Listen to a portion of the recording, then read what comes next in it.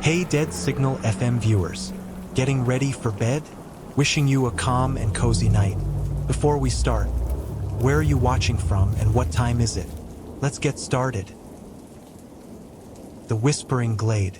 The woods behind Sam Caldwell's new house whispered secrets. Not in a poetic sense, they literally whispered.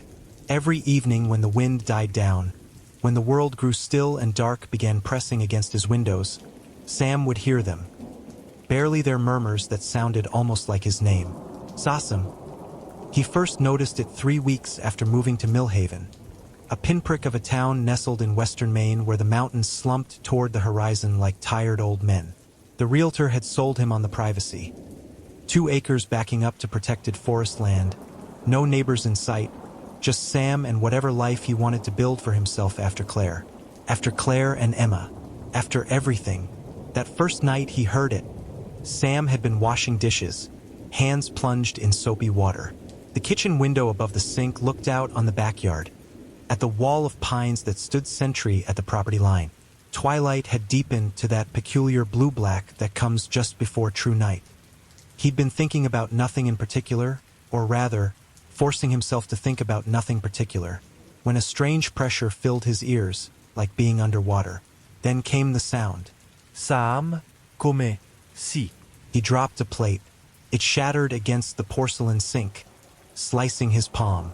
The pain brought him back, and Sam stood there for a long moment, watching blood bloom into the dishwater. The whispers were gone, if they had ever been there at all. Just the wind, just his imagination, just his grief playing tricks. That's what Dr. Hoffman would say anyway. The mind processes trauma in strange ways, Sam. Be patient with yourself. But Sam knew what he'd heard, just as he knew those woods harbored something ancient and aware. The pharmacy in downtown Millhaven sat wedged between a hardware store and a shuttered movie theater with a marquee that still advertised Spider-Man 2, the Tobey Maguire one. Sam pushed through the door, a little bell announcing his arrival, and made straight for the first aid supplies. His hand throbbed beneath its hasty bandage. That looks like it needs proper attention. Sam turned to find an elderly man watching him from behind the counter. The pharmacist, presumably, though he had the look of someone who had been standing in that exact spot since the town's founding.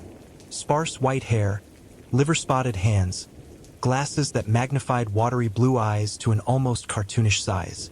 Just a kitchen accident, Sam replied, grabbing antibiotic ointment and proper bandages. Nothing serious. You're the fella who bought the old Hanson place, aren't you?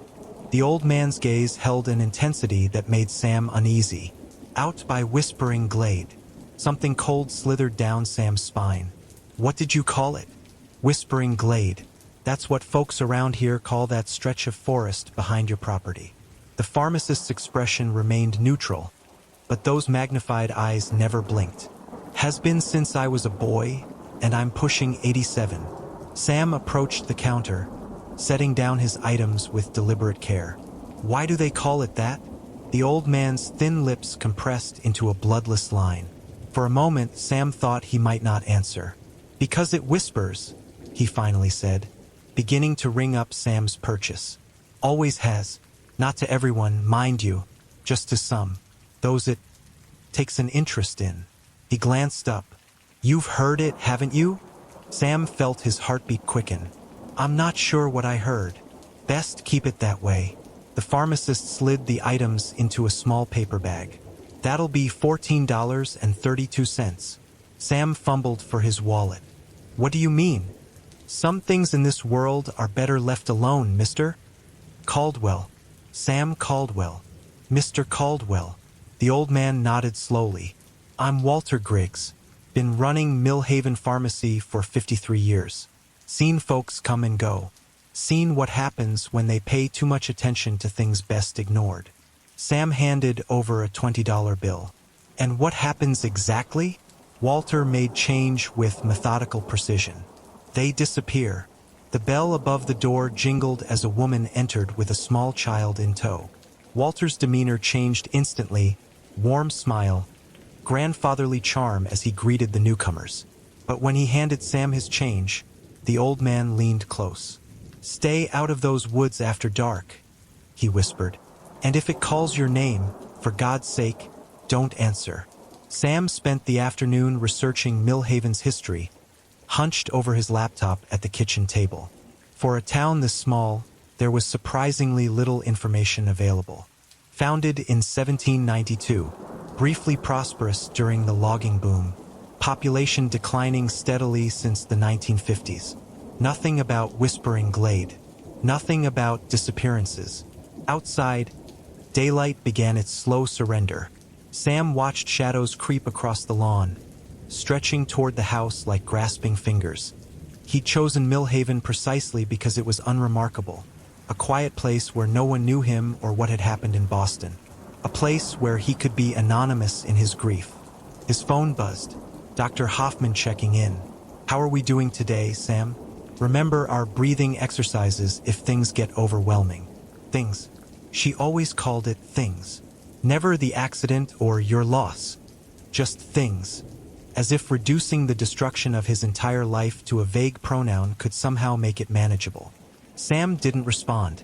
Instead, he closed his laptop and stared out the window. The woods were darkening, trees merging into a solid wall of black. Waiting, he thought about Claire's laugh. How it always started as a giggle and erupted into something wild and uncontained. He thought about Emma's small hand in his, trusting and warm. He thought about the rain-slicked road, the headlights coming too fast around the bend, the sound of Sasam. He jerked upright. The whispering had started earlier tonight. We see you. Sasam, we know what you did. I didn't do anything, he said aloud, the words falling into the silence of his empty kitchen. Liar, liar, you know what you did. Sam stood abruptly, his chair scraping against the floor. The whispers seemed to be coming from everywhere and nowhere, inside his head and outside the windows, distant yet intimately close. He grabbed his jacket from the hook by the door. Enough was enough. The flashlight beam cut an unsteady path through the darkness. Sam had never ventured into these woods before, not even in daylight.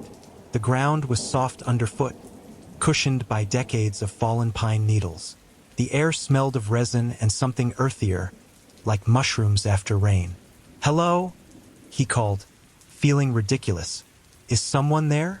No response but the rustle of branches overhead, though the night was windless. Sam moved deeper into the trees, his flashlight illuminating trunks and undergrowth in disconnected fragments. Something skittered away to his left, probably a squirrel or a raccoon. The darkness pressed in around his narrow beam of light. Deeper.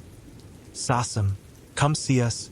The whispers seemed closer now, more substantial, as if they had gained confidence in his presence. Sam followed the sound, pushing through a thicket of brambles that tore at his clothes. The forest grew denser, the canopy blocking even the faint moonlight. He'd gone perhaps a quarter mile when the trees suddenly opened into a clearing. Sam's flashlight revealed a perfect circle, maybe 30 feet in diameter, where nothing grew. No trees, no grass, just bare earth. At the center stood a single stump, broad as a dining table, its surface unnaturally smooth. The whispering stopped. Sam approached the stump cautiously, playing his light across its surface. The wood looked petrified, polished to a sheen by time or human hands. No growth rings were visible, just a uniform, dark surface that seemed to absorb his flashlight beam rather than reflect it. Something had been carved into the top, symbols or letters in a script Sam didn't recognize. He traced one with his finger, feeling rough edges despite the smooth appearance. What is this place? He murmured. A place of giving, Sasam, a place of trade. The voice came from everywhere at once, no longer a whisper but clearer, though still carrying that sibilant quality. Sam spun around, sweeping his flashlight in a frantic arc. The beam caught nothing but trees. Who are you? What do you want? We want to help you. Sasam, we can give back what you lost. The flashlight flickered, then died. Sam shook it frantically, but the darkness remained absolute. Then, slowly, a glow began emanating from the stump itself. A cold blue luminescence that cast long shadows across the clearing. In that eerie light, Sam saw them, or rather, didn't see them. Shapes within the shadows, outlined in negative space, human-like but wrong somehow.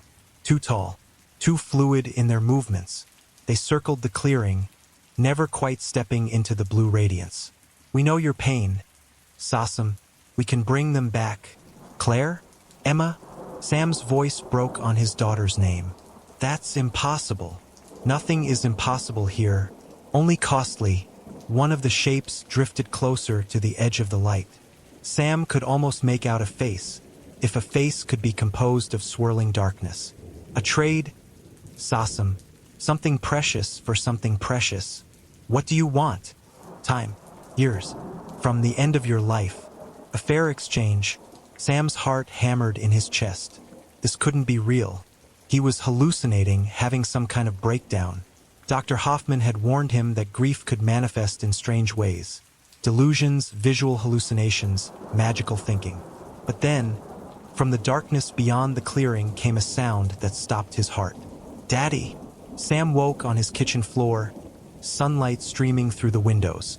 His clothes were filthy, covered in dirt and pine needles. His flashlight lay beside him, batteries dead. A dream. It had to have been a dream. But as he struggled to his feet, pins and needles shooting through his numb legs, Sam remembered everything with perfect clarity. The stump, the blue light, the shadow beings. Emma's voice. He stumbled to the sink and splashed cold water on his face, trying to clear his head. When he looked up, his reflection in the window made him start. There was a streak of gray in his hair that hadn't been there before. A silver band running from temple to crown. The phone rang, making him jump. Sam fumbled it from his pocket, not recognizing the number. Hello? Sam Caldwell. A woman's voice, unfamiliar. Yes. This is Sharon Dyer from Millhaven Elementary. I'm calling about Emma's enrollment paperwork. We still need her immunization records before she can start on Monday. Sam froze. What did you say? Emma's immunization records. The woman repeated, a hint of impatience creeping into her tone. You dropped off most of the enrollment forms yesterday, but that was missing. Emma, Sam repeated numbly. My daughter. Pause. Yes. Is everything all right, Mr. Caldwell? Sam slumped against the counter. I'll bring them by today. After hanging up, he stood motionless, trying to process what was happening. Had he enrolled Emma in school? He had no memory of it. Of course, he had no memory of how he'd gotten home from the woods either. The car door slammed outside. Sam moved to the window as if in a trance. A blue Honda Accord sat in his driveway, Claire's car. And there she was, unloading groceries from the trunk. Her dark hair caught up in a messy bun the way she always wore it when running errands. And beside her, chasing a butterfly across the lawn, was Emma. Sam couldn't breathe, couldn't think. They were here, alive. His family returned to him. But how? Had the accident never happened? Had it all been some vivid nightmare? The gray streak in his hair suggested otherwise. Time. Years. From the end of your life. I'm home, Claire called as she shouldered open the door, arms full of grocery bags. Can you help with this, Sam? What's wrong? You look like you've seen a ghost. Sam crossed the room and pulled her into his arms, bags and all. He buried his face in her hair, breathing in the familiar scent of her shampoo, feeling the solid warmth of her body against his.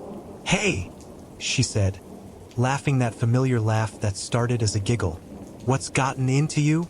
Daddy. Emma barreled through the door, colliding with his legs. I caught a butterfly, but then I let it go because you said they need to be free. Sam crouched down, taking in the sight of her. 5 years old, dark curls like her mother's, eyes green like his own. He gathered her into his arms, holding her so tightly she squirmed. Ow, Daddy, too tight. Sorry, sweetheart. He loosened his grip but didn't let go. I just love you so much. I love you infinity times infinity, she replied, their old game. Over Emma's shoulder, Sam caught Claire watching him, her smile fading into concern. Everything okay? Yeah, he managed. Everything's perfect. But as he helped unpack the groceries and listened to Emma chatter about butterflies and her new school, A cold dread settled in Sam's stomach. What exactly had he traded? How many years? And what would happen when that bill came due? Life settled into a surreal normalcy. Sam went through the motions, making breakfast, taking Emma to school, working remotely from his home office. Claire seemed unchanged, still the woman he'd fallen in love with 12 years ago. Emma was exactly as he remembered her, down to the way she hummed to herself while coloring. Yet there were inconsistencies, small tears in the fabric of this new reality. Neighbor Sam had never met greeted him by name. His office contained projects he didn't remember starting. And most disturbingly, Claire occasionally referenced events that had never happened, at least not in the timeline Sam remembered. Remember that terrible B&B in Vermont where the owner had all those creepy dolls? She asked one evening as they washed dishes together.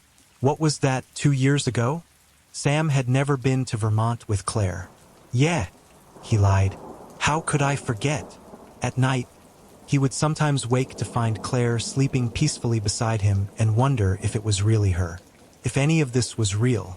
Once, he crept downstairs and checked Emma's school enrollment forms, finding them completed in his own handwriting. Handwriting he had no memory of putting to paper. The gray streak in his hair widened with each passing day.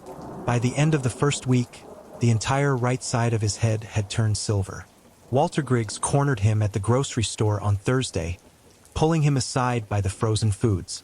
I warned you, the old pharmacist hissed. Those woods. You went in, didn't you? Sam tried to pull away. I don't know what you're talking about. Walter's grip was surprisingly strong for a man his age. Your hair, the silver, it's taking its payment already. His magnified eyes blinked rapidly. What did you trade for? What was worth the cost? Let go of me, Sam said, louder than he intended. A woman with a cart glanced their way. Walter released him but leaned close. They've been here longer than us. They take and take. Whatever they gave you, it's not what you think. It's never what you think. Sam abandoned his half-filled cart and hurried to the exit, Walter's words echoing in his mind. That night, the whispering started again. Enjoying your gift? Sassam? He sat bolt upright in bed. Claire stirred beside him but didn't wake. Don't forget our bargain. Sam slipped out of bed and went to the window. The forest loomed beyond the yard, a wall of absolute darkness. What exactly did I agree to? He whispered. Time for time. Fair trade. You have them now. But nothing is forever. Sassam, how long do I have? But the whispers had faded, leaving only the sound of Claire's even breathing and the hum of the furnace. Sam didn't return to bed. Instead, he went to Emma's room, easing the door open to watch her sleep. She lay curled around her favorite stuffed rabbit, one hand tucked beneath her cheek. The nightlight cast star patterns across her ceiling. He had them back. Wasn't that worth any price? But Walter's words nagged at him. It's not what you think. It's never what you think. In the morning, Sam found 3 new gray hairs in his beard. The silver streak had spread further across his scalp. Claire noticed as he came downstairs. Babe, your hair. She reached up to touch it.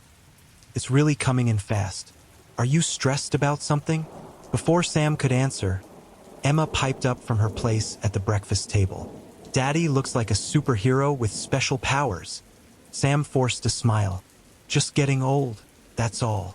Well, I think it's distinguished, Claire said, kissing his cheek before returning to the stove where she was flipping pancakes. Sam watched them, his wife, his daughter, moving through the kitchen with the easy familiarity of 1,000 previous mornings. This was what he'd wanted, what he'd grieved for so desperately he thought he might die from it. After breakfast, while Claire was upstairs getting dressed, Emma tugged on Sam's sleeve. Daddy, she whispered, the people in the woods want to talk to you again. Sam felt the blood drain from his face. What people, Emma? The shadow people. She said it matter-of-factly, as if discussing school friends.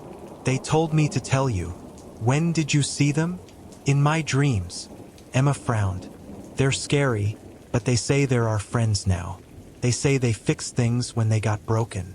Sam knelt before her, gripping her small shoulders. Emma, listen to me.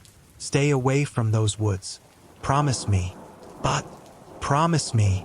Emma's eyes widened at his intensity. I promise, Daddy.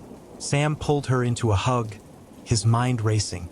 The things in the woods could reach Emma too, had already reached her. Whatever he'd brought back from that clearing, it wasn't just his family. It was a connection to something ancient and hungry. That night, after Claire and Emma were asleep, Sam returned to the woods. The clearing looked different in his flashlight beam.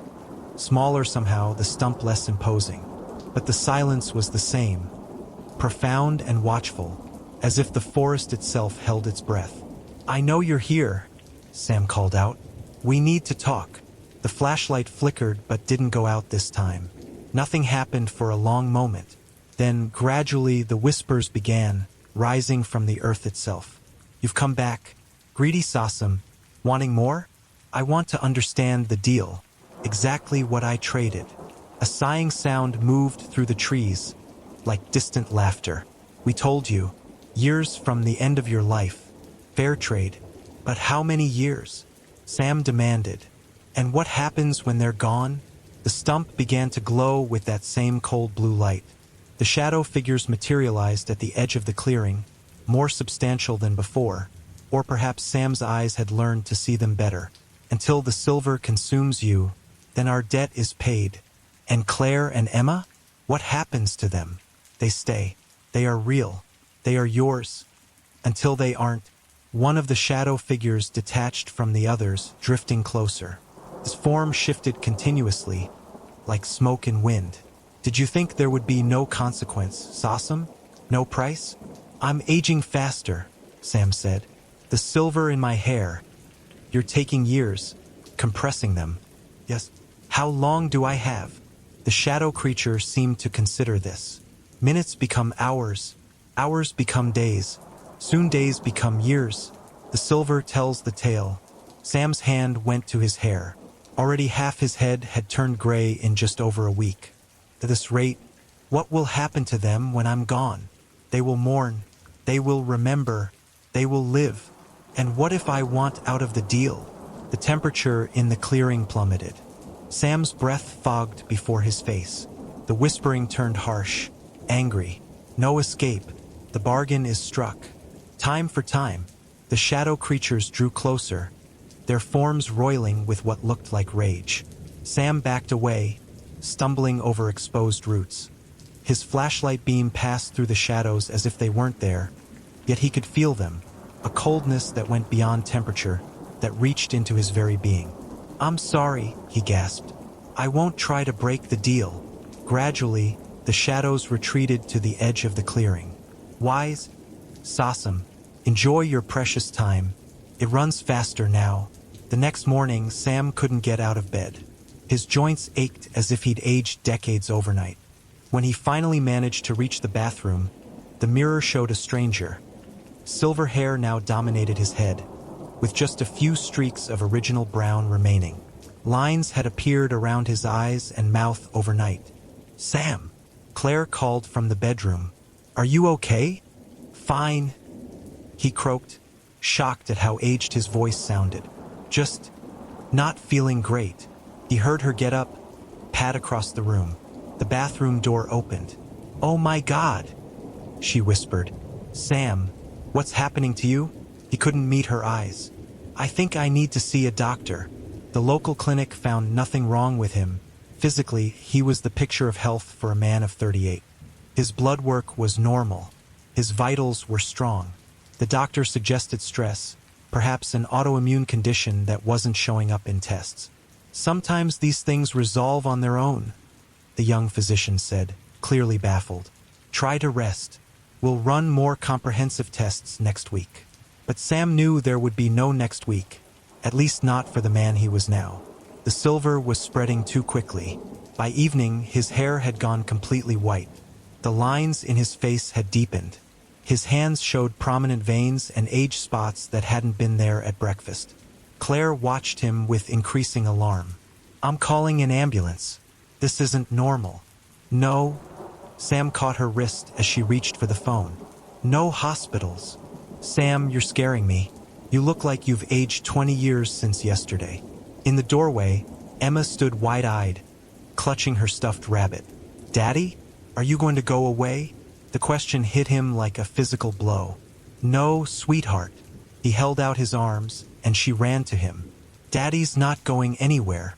But even as he said it, Sam felt a bone-deep exhaustion settling over him. The price was accelerating. Hours were becoming days now. Soon, days would become years, just as the shadows had warned.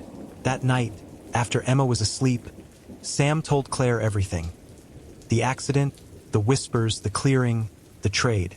She listened without interrupting, her face pale in the lamplight.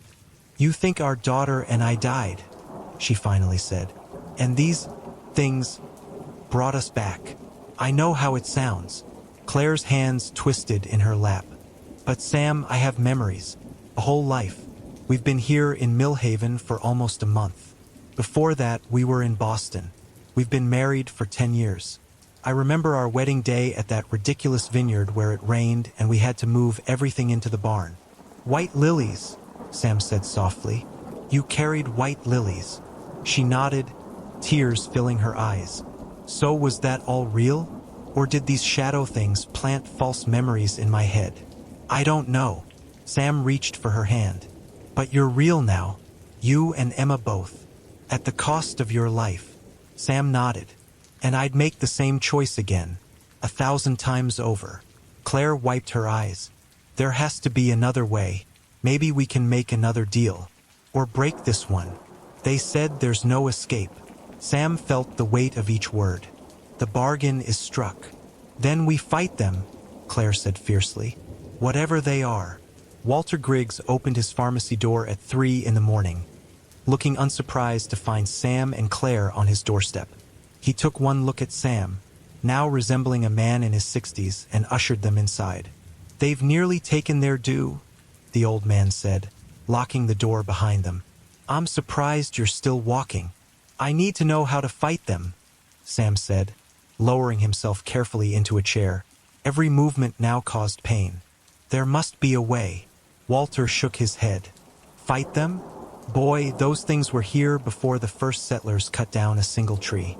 They were here when the Indians held their rituals in that clearing. They'll be here long after this town is dust." "But you know about them," Claire pressed. "You recognized what was happening to Sam right away." Walter sighed heavily, removing his glasses to polish them on his shirt. Without the magnification, his eyes looked small and tired. "My brother went into those woods in 1958. Came back with our dead father." The old man's voice was matter-of-fact, but his hands trembled. "Dad had died the year before, heart attack. But there he was, sitting at the breakfast table the next morning like nothing had happened." "What happened to your brother?" Sam asked. "Same as you, aged before our eyes. 3 weeks later, he was gone, and so was Dad." Walter replaced his glasses. "Whatever came back wasn't really our father. Looked like him, talked like him, had all his memories. But sometimes I'd catch him staring at nothing, head tilted like he was listening to something none of us could hear." Claire gripped Sam's hand. "So there's no way to stop it?" "The only ones who might know are the Abenaki," Walter said. "Their legends talk about the spirit traders of the Whispering Woods. But the last of them left this area generations ago." Sam leaned forward despite the protest from his aching back. "What about the trade itself? Can it be undone?" Walter was silent for a long moment, studying Sam with those magnified eyes. "There might be a way, not to break the deal, but to change its terms." "How?" "A substitution." Walter looked at Claire apologetically. "Another life offered in place of Sam's." "No," Sam said immediately. "Absolutely not.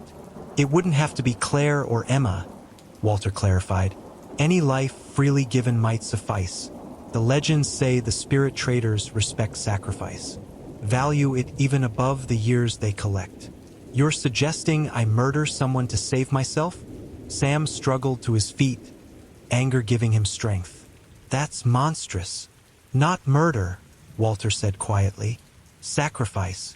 Claire stood as well, placing herself between the two men. "There has to be another option." Walter shrugged. Perhaps there is. The woods have stood for centuries, but this town has stood almost as long. We've developed our own protections, our own rituals. They aren't as powerful, but they might buy you time. From beneath the counter, he produced an old wooden box, its surface darkened with age. Inside, nestled in faded red velvet, lay a silver knife with strange markings etched into the blade. Church silver, Walter explained, melted down and reforged with certain additions. My grandfather made it after his sister was taken. I've never had cause to use it. Sam stared at the knife. What does it do? It wounds them. Not permanently, nothing can do that, but it causes them pain. Might make them reconsider the terms of your arrangement. Walter carefully lifted the knife and offered it to Sam. But be warned, they won't take kindly to being threatened. As Sam's fingers closed around the handle, he felt a strange vibration run up his arm. The silver felt warm to the touch, almost alive. Thank you, he said. Walter nodded gravely. Whatever happens, don't let Emma near those woods. The spirits have marked her already. They find children particularly appealing. Dawn was breaking as Sam and Claire walked home, the sky lightening to a pale gray that matched Sam's weathered face. He moved slowly now, like a man in his 70s, each step measured and careful. You can't go back to the clearing, Claire said, supporting him with an arm around his waist. Look at you, you might not survive another encounter. I have to.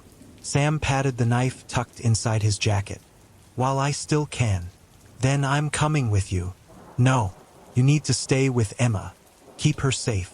Claire started to argue but fell silent as they approached their house. A figure sat on the front porch steps, a woman in her mid-30s with short auburn hair. She stood as they approached, her face lighting with recognition. Sam? My God, what happened to you? Sam didn't recognize her. I'm sorry. Do we know each other? The woman's smile faltered. It's me, Jennifer. Jennifer Hoffman, your therapist? We had an appointment yesterday, but you never showed. I've been calling Dr. Hoffman, the therapist who had helped him after the accident. But in this reality, there had been no accident. Claire and Emma had never died. I'm sorry. Claire stepped forward, extending her hand. I'm Claire, Sam's wife. He's been very ill. Dr. Hoffman shook Claire's hand automatically, but her eyes remained locked on Sam in disbelief. I can see that. Has he seen a doctor? This level of physical deterioration. We've been to the clinic, Claire assured her. They're running tests. Claire, Sam interrupted, understanding dawning. Dr. Hoffman was my therapist after I lost you and Emma. In my other life. The two women stared at each other. Dr. Hoffman looked bewildered. Lost them? Sam, what are you talking about? You were seeing me for work-related stress and anxiety. Your family was never. He's confused, Claire said quickly. The illness is affecting his mind. But Sam wasn't listening anymore. A terrible suspicion had formed. Dr. Hoffman, when was the last time you saw me? Before today. Wednesday of last week. You seemed fine then, maybe a bit distracted, before the whispering started, before his journey into the woods. And I've been your patient for how long? About 6 months, since you moved to Millhaven. 6 months. But Sam had only moved here 4 weeks ago. In his timeline, his legs gave out and he sank onto the porch steps. Claire was at his side instantly. Sam, what is it? They didn't bring you back, he whispered. You never died. They altered my memories, made me believe I'd lost you. Dr. Hoffman crouched before him, her professional concern evident. Sam, you're not making sense. Let me call an ambulance. No. Sam clutched Claire's hand. I need to go to the woods. Now. By the time Sam reached the clearing, his transformation was nearly complete. His hair had thinned to white wisps. His skin was papery and spotted, his back hunched. He used a fallen branch as a walking stick, leaning heavily upon it with each labored step. They had taken almost everything. Soon there would be nothing left. The clearing looked the same, the bare earth, the polished stump at its center. Sam drew the silver knife from his jacket, gripping it in his gnarled hand. "I know the truth," he shouted, his voice cracking with age. "Show yourselves." The whispering began immediately, rising from all directions. Clever Sassam figured it out. The shadows appeared at the edge of the clearing, more substantial in daylight than Sam would have expected, dark silhouettes that bent the sunlight around them, like black holes in the fabric of reality. "You never brought them back," Sam said. "They were never gone. You changed my memories, made me think I'd lost them. We gave you what you wanted most. Relief from guilt, from grief, from guilt." Sam repeated. "What guilt?" One of the shadows drifted closer, its form undulating. "The accident. You were driving. You survived. They didn't. Your fault." The words hit Sam like physical blows. Images flashed through his mind. Rain-slicked roads, headlights, Claire screaming. His hands on the wheel, turning too late. "No," he whispered. "That's not what happened. Truth is what we say it is. Reality is malleable. You wanted absolution. We gave it." Sam brandished the knife, its silver surface catching the sunlight. "You lied to me. We gave you what you asked for. A world without guilt, without responsibility. A world where they lived and you were blameless. Undo it," Sam demanded. "Return my years." The shadows seemed to confer among themselves, whispering too faintly for Sam to hear. Then they turned their attention back to him. "The bargain is struck. No refunds, no exchanges. Then take this," Sam snarled, lunging forward with the silver knife. The blade passed through the nearest shadow, and an unearthly shriek filled the clearing, a sound of pain and rage that seemed to come from the earth itself. The shadow writhed, its form losing cohesion before stabilizing again. "You dare?" The temperature plummeted. Sam's breath clouded before him. The shadows surged forward, surrounding him, their whispers building to a crescendo of fury. "Ungrateful, treacherous. We gave you peace. You gave me lies." Sam slashed again, connecting with another shadow.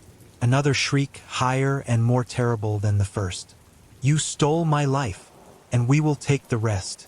The shadows converged on him, cold and heavy as ocean depths. Sam felt his remaining strength draining, his aged body unable to resist. The knife grew impossibly heavy in his hand. He fell to his knees on the bare earth of the clearing. "Sam!" Claire's voice. She was running toward the clearing, Dr. Hoffman close behind her. "Stay back!" Sam tried to shout, but his voice emerged as a feeble croak. The shadows paused in their assault, turning toward the newcomers. A strange excitement seemed to emanate from them. More for the bargain. Leave them alone. With his last reserves of strength, Sam dragged himself toward the stump at the center of the clearing. The silver knife felt white-hot in his hand now, vibrating with an energy he couldn't explain. The shadows swirled in confusion, torn between Sam and the women at the edge of the clearing. Claire had stopped, holding Dr. Hoffman back with an outstretched arm. "Sam, what's happening?" Claire's voice shook with fear and confusion. Sam reached the stump, pulling himself up until he was leaning against it. The carved symbols seemed to writhe beneath his touch, becoming clearer. Ancient letters in no alphabet he recognized, yet somehow readable. Sacrifice, exchange, balance. Understanding washed over him. Walter had been right. These entities respected sacrifice more than anything. But not the sacrifice of others. Self-sacrifice. "Come no closer," the shadows warned Claire and Dr. Hoffman. "He is ours now." "No," Sam said, his voice finding new strength. "I'm no one's, and I'm changing the terms." Before the shadows could react, Sam drove the silver knife into the center of the stump, burying it to the hilt in the ancient wood. The effect was immediate and catastrophic. The stump split with a sound like thunder, blue light pouring from the fracture. The shadows screamed. Not whispers now, but full-throated howls of rage and pain. The ground beneath Sam's feet trembled. "Sam!" Claire was running toward him now, ignoring the chaos. The blue light engulfed Sam, so bright it hurt to see. He felt something being torn from him or perhaps returned to him. Memories rushed in like a flood. The truth of the accident, the months of grief and guilt, the move to Millhaven to escape, but also new memories. 6 months of life here, therapy with Dr. Hoffman, slow healing. Both sets of memories existed simultaneously in his mind, contradictory yet equally real. Both versions of himself merging into one. The shadows were retreating now, fleeing back into the forest as the blue light expanded to fill the clearing. Sam felt a strange sensation throughout his body, a reversal, a rewinding. The age that had claimed him so rapidly began to fade. His back straightened. Strength returned to his limbs. Claire reached him just as his transformation reversed completely. She caught him as he stumbled, the silver knife still vibrating in the split stump. "What did you do?" she whispered. "I remembered," Sam said. "All of it. The truth." The blue light faded gradually, leaving the clearing bathed in ordinary sunlight. The shadows were gone. The stump stood split down the middle, the knife still embedded at its center. Dr. Hoffman approached cautiously. "Would someone please explain what just happened?" But before Sam could answer, a small voice called from the edge of the clearing. "Daddy!" Emma stood there, clutching her stuffed rabbit. But there was something different about her. A translucence to her skin, a faint blue glow around her edges. "Emma!" Claire started toward her daughter, but Sam held her back. "That's not Emma," he said softly. "Not anymore." The child-shape smiled, a smile too knowing for any 5-year-old. When she spoke again, her voice carried the familiar whisper beneath it. "Clever Sassam, breaking the bargain, but some prices cannot be unpaid." "What are you saying?" Sam demanded. "What have you done to our daughter?" The Emma thing tilted its head. She was never here. An illusion, a gift, but now the bargain is broken. "No," Claire moaned. "No, that's not true. Emma, Emma, come to mommy." The child shape regarded them with ancient eyes in a young face. "We cannot stay. The silver wound is too deep. The glade is broken." "Good," Sam said fiercely. "Leave this place. Leave us alone."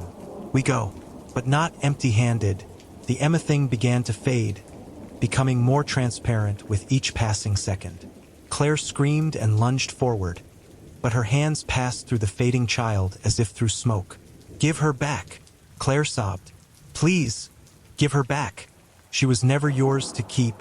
With those final whispered words, the Emma thing vanished completely. Claire fell to her knees in the spot where it had stood, her anguished cries echoing through the clearing. Sam moved to her, wrapping his arms around her shaking form.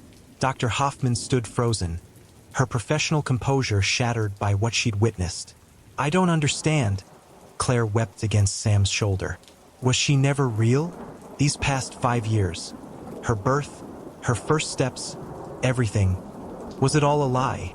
Sam held her tighter, his own tears falling into her hair. "I don't know. I don't know what was real anymore." And that was the cruelest truth of all.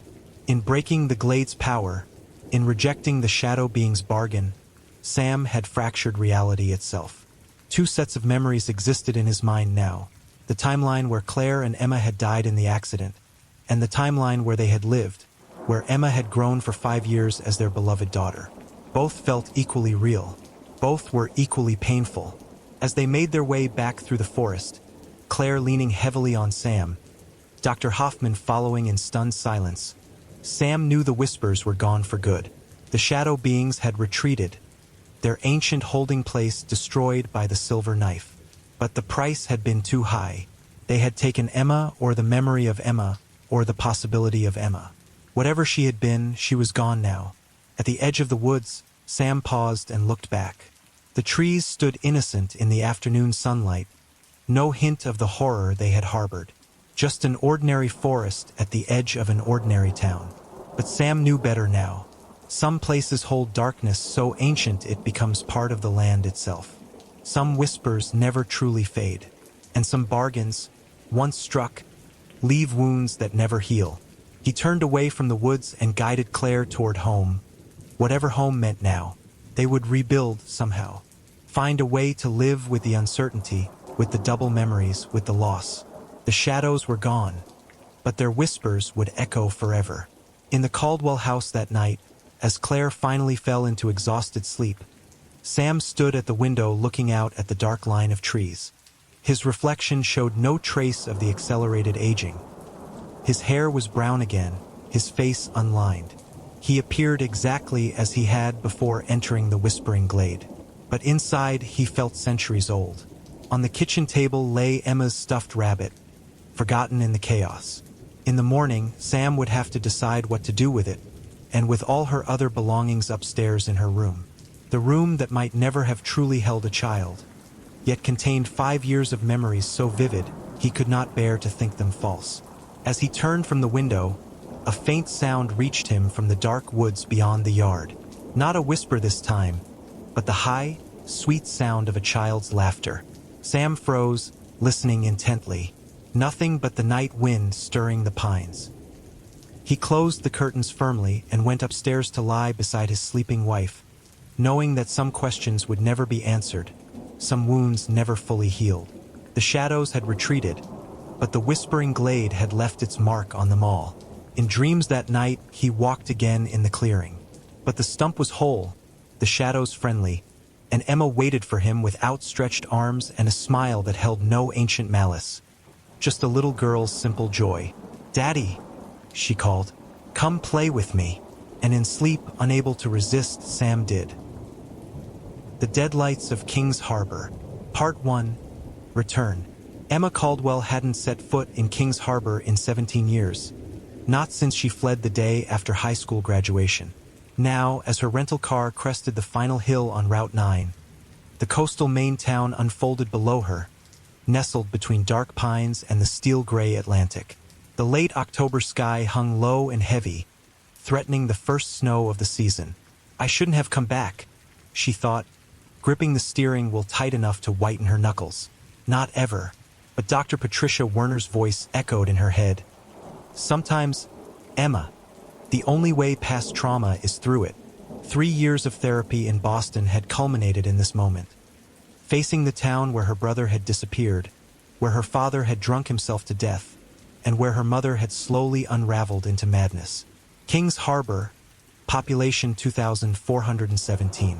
At least that's what the weathered welcome sign claimed as she drove past it. The beachside motel looked exactly as it had nearly 2 decades ago. The same chipped blue paint, the same flickering neon vacancy sign, the same smell of brine and mildew when she pushed open the door to room 14. Her phone buzzed with a text from Patricia. "Arrived safely? Remember our strategies. This is a milestone, not a setback." Emma didn't respond. Instead, she stared out the window at the harbor. The afternoon sun was failing, light bleeding out of the day like a wound, and she could see the first pinpricks of light appearing across the water, the lighthouses on the Three Sisters Islands. She'd been avoiding looking at them since she arrived. That's where 8-year-old Bobby had vanished 25 years ago. Emma had been 10. They'd been playing hide-and-seek among the rock formations of Little Sister, the closest island to shore. A place they weren't supposed to go. A place their father had explicitly forbidden. "Your brother is dead," her father had said flatly, 3 months after the Coast Guard had called off the search. "And it's your fault." Emma's iPhone rang, jarring her back to the present. Unknown caller. She declined it and unpacked methodically. 3 days' worth of clothes, toiletries, sleeping pills, and the folder containing her mother's death certificate and the deed to the house on Barnacle Drive. All she needed to do was clean out the place and sign the papers with the realtor. Then she could leave King's Harbor forever. As she closed the blinds, movement caught her eye. A figure standing in the parking lot, looking up at her window. A man, thin and tall, wearing what appeared to be an old-fashioned fisherman's coat. When Emma blinked, he was gone. The knock at her door came just after 10 p.m. Emma had been dozing, the TV murmuring in the background. She padded to the door, checking the peephole before cracking it open, chain still in place. Emma Caldwell? The woman was in her 60s, silver-streaked hair pulled back in a tight bun, her face weathered but kind. I'm Maggie Denton. "I recognized your name in the guest book." The name clicked. Mrs. Denton? You taught English at Harbor High, yes, for 42 years before retiring. She smiled thinly. May I come in for a moment? There's something you should know. Emma hesitated, then unlatched the chain. Maggie Denton stepped inside, declining Emma's offer of water or the minibar's tiny bottles. I heard about your mother's passing. I'm sorry. Thank you, Emma said automatically. The words felt hollow. Her mother had been gone long before she died in that psychiatric facility in Portland 3 months ago. Maggie took a seat at the small table by the window. Emma, I don't want to alarm you, but several people in town have disappeared in recent months. Disappeared, like your brother did. Maggie's eyes were grave. For people since June. The authorities are calling them drowning accidents or saying the people moved away without telling anyone. But those of us who've been here a long time know better. Emma felt a chill ripple through her. I'm only here to sell my mother's house. They all had connections to what happened that summer. Jerry Benson, who led the search party for Bobby. Sarah Pullman, who used to babysit you both. Cal Turner, whose boat your father borrowed to search the islands. And last month, Deputy Tom Richards, who was first on the scene when your father reported Bobby missing. Emma's mouth went dry. That could be coincidence. Maybe. Maggie leaned forward. But there's more. People have been seeing things down by the harbor. Lights in the water, like the ones your mother used to talk about. My mother was sick, Emma snapped, instantly regretting her tone. I know what people said about Helen, but before her condition worsened, she told me things. About the night Bobby disappeared. About what she saw when your father took her to the islands to look for him. Mrs. Denton. The Wabanaki had legends about the 3 sisters. They called them the Hungry Islands. Maggie's voice dropped. They said there are things in the caves beneath them. Things that live in the dark. Things that feed on grief and guilt. Emma stood abruptly. I appreciate your concern, but I've had a long drive. Maggie nodded, rising slowly. At the door, she paused. Helen kept a journal. Did you know that? She gave it to me for safekeeping years ago when she knew they were going to commit her. She made me promise I'd return it if you ever came back. She placed a weathered leather-bound book on the table. I believe there are answers in here, Emma. About Bobby. About everything. After Maggie left, Emma stared at the journal, unable to bring herself to touch it. Finally, she slid it into her suitcase and took 2 sleeping pills with a swig of minibar bourbon. When she finally drifted off, she dreamed of Bobby, his face just beneath the surface of dark water, mouth open in a silent scream, eyes reflecting impossible lights from the deep. Part 2. Shadows in the fog. Morning brought fog so thick Emma could barely see 10 feet beyond her motel window. The 3 sisters had vanished entirely behind the gray wall. Her phone showed 3 more calls from the same unknown number. No voicemails. The drive to her mother's house took less than 10 minutes. But with each turn down increasingly familiar streets, Emma felt the weight of the past pressing down. The house on Barnacle Drive was smaller than she remembered. A weathered Cape Cod with peeling white paint and dark green shutters. The lawn had gone wild, thick with brown weeds and scattered leaves. Her key still worked. The door swung open with a groan, revealing a house frozen in time. The same floral couch, the same faded curtains, the same family photos on the wall, most showing only Emma and Bobby, taken before everything fell apart. Her father had meticulously removed himself from every frame after Bobby's disappearance, as if erasing his own history. The air smelled of dust and something else, a faint medicinal scent that made Emma think of her last visit to her mother 3 weeks before she died. He's coming back, Helen had whispered, skeletal fingers clutching Emma's wrist with surprising strength. Bobby's coming back, and he's bringing them with him. Emma pushed the memory away and began methodically sorting through the house.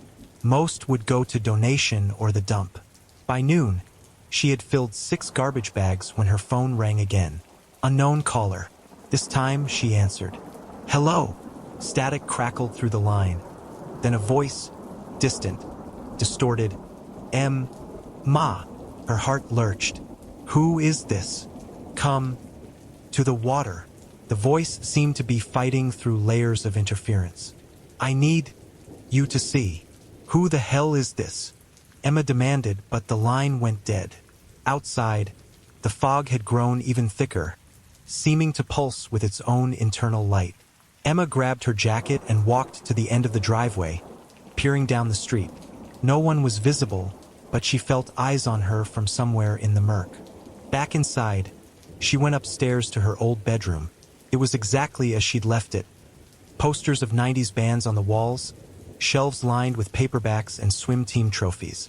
She sat on the bed, trying to center herself the way Dr. Werner had taught her, when her eyes fell on something she hadn't noticed before. A small puddle of water by the closet door. She approached it cautiously. The hardwood floor around it was bone dry. Only this perfect little pool glistened in the dim light. When she crouched down, she could see it wasn't still. The water was rippling, as if disturbed by something beneath the surface. Emma backed away, nearly tripping over the edge of the rug. That's when she noticed the closet door wasn't fully closed. She steeled herself and pulled it open. Bobby's blue raincoat hung inside, the one he'd been wearing the day he disappeared. It was dripping wet. Emma slammed the door shut and ran downstairs, heart hammering. She hadn't seen that raincoat in the closet earlier. She was certain of it. She grabbed her purse, intending to flee back to the motel, when her mother's journal caught her eye, still in her open suitcase where she'd left it. With trembling hands, she opened it. The early entries were mundane: shopping lists, reminders of appointments, occasional reflections on Emma's college applications, or her father's increasing alcoholism. But the entries after Bobby's disappearance changed dramatically. Helen's handwriting became erratic, the pages filled with drawings of strange, angular symbols and descriptions of dreams where Bobby called to her from underwater caves. February 14th, 1999. I saw the lights again last night. Frank says I'm imagining things, but they're there, beneath the water around little sister. Bobby is trying to show us where he is. The police won't listen. Frank won't listen. But I know my son is alive. Something down there has him. March 23rd, 1999. Frank found me on the shore again. He was so angry. He doesn't understand that Bobby and I have a connection. I can feel him pulling at me. The lights speak to me now. They say they've been waiting for our family for generations. July 17th, 1999. I finally understand. The Wabanaki called them Wechuj, the hollow ones. They live in the deep places, in caves beneath the islands. They need us. They've always needed us. Bobby was just the beginning. Frank knows more than he admits. I found his grandfather's journals in the attic. The Caldwells have always known about the islands, about the bargain. Emma slammed the journal shut, her hands shaking. This was madness. Her mother's descent into paranoid schizophrenia documented in painful detail. She couldn't read anymore. Her phone buzzed with a text from an unknown number. I'm waiting at the harbor. Please come. I need to show you what your father did. Against her better judgment, Emma found herself driving toward King's Harbor Marina as the afternoon light waned. The fog remained unnaturally thick, parting only slightly to reveal the deserted parking lot. Most of the boats had been pulled for the season, leaving the slips ghostly empty. A figure stood at the end of the main pier, the same tall, thin man she'd glimpsed in the motel parking lot. As she approached, she realized he was older than she'd first thought, perhaps in his 70s, with a salt and pepper beard and eyes the same slate gray as the ocean. Ms. Caldwell. He nodded as if they'd met before. Bill Hayward. I was friends with your grandfather. You've been calling me? Yes.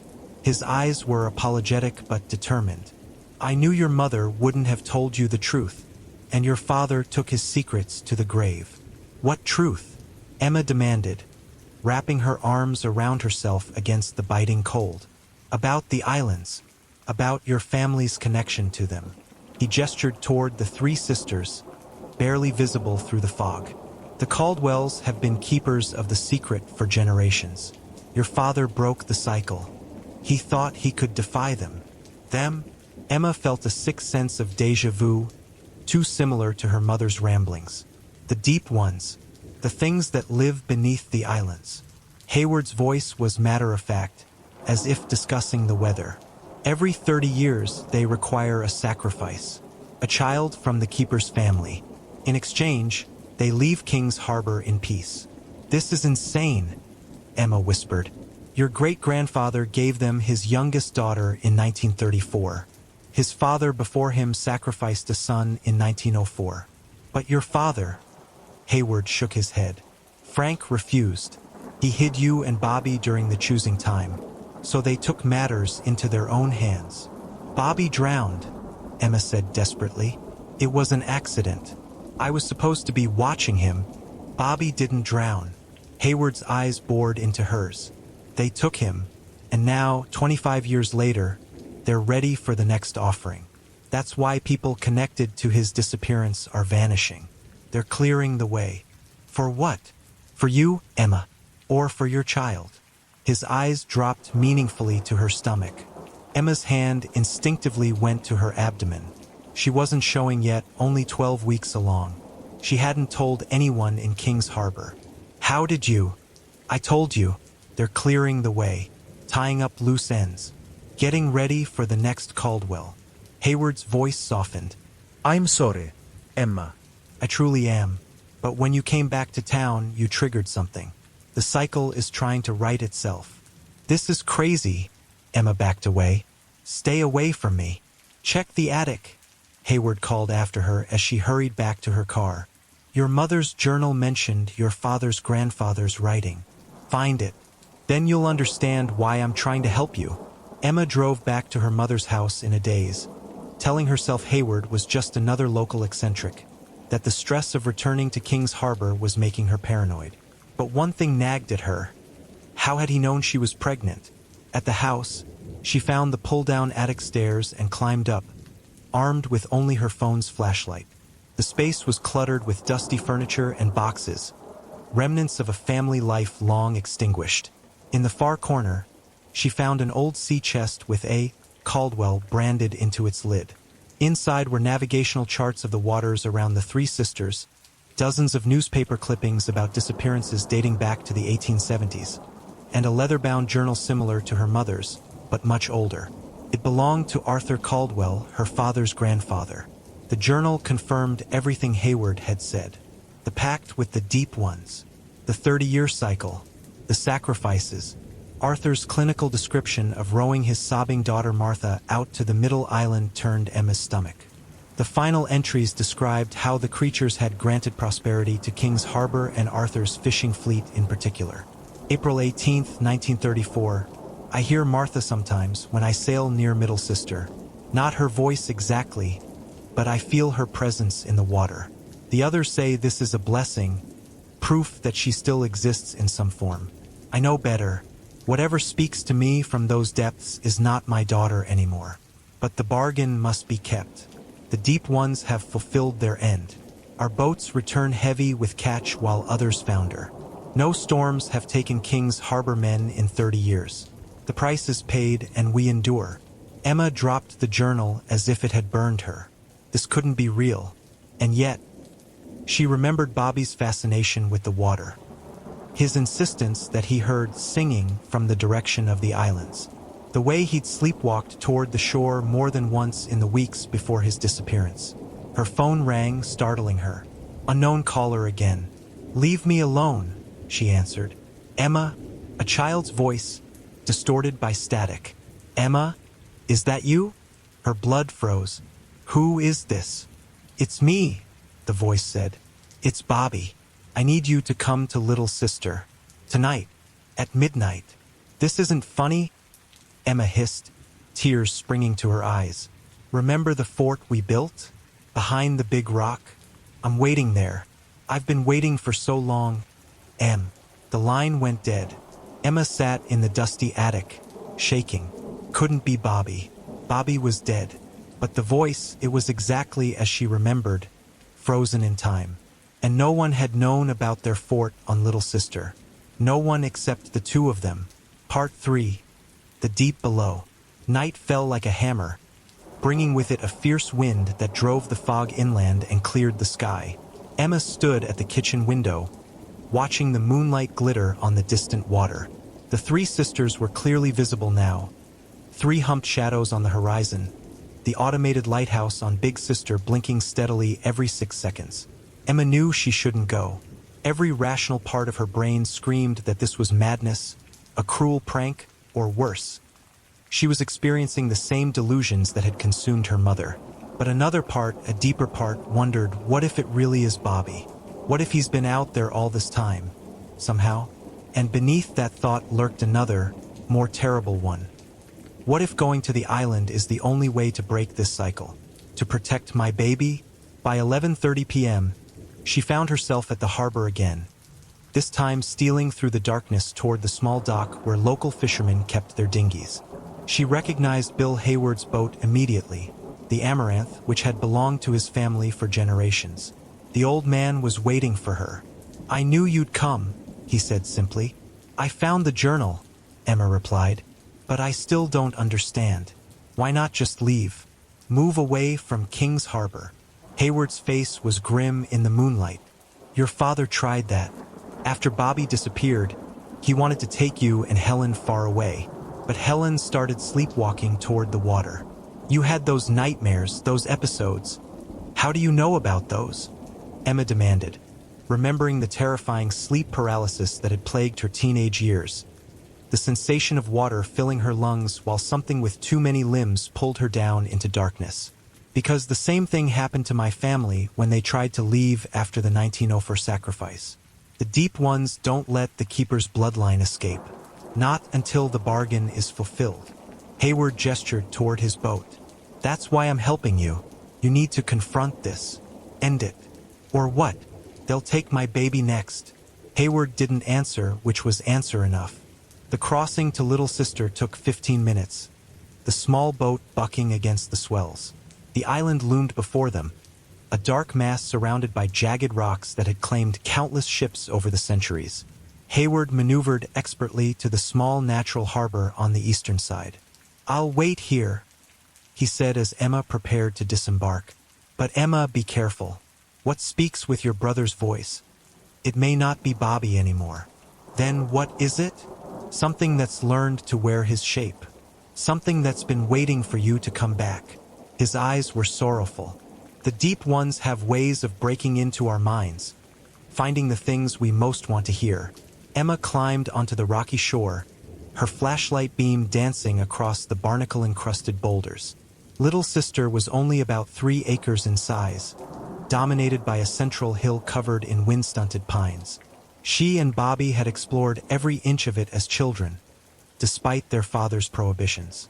She knew exactly where their fort was, a natural rock formation on the western side that created a small, cave-like space. They'd furnished it with salvaged buoys, a plastic milk crate, and treasures found on the beach. As she picked her way along the familiar path, Emma felt a strange doubling of time, as if she were both her adult self and her 10-year-old self simultaneously.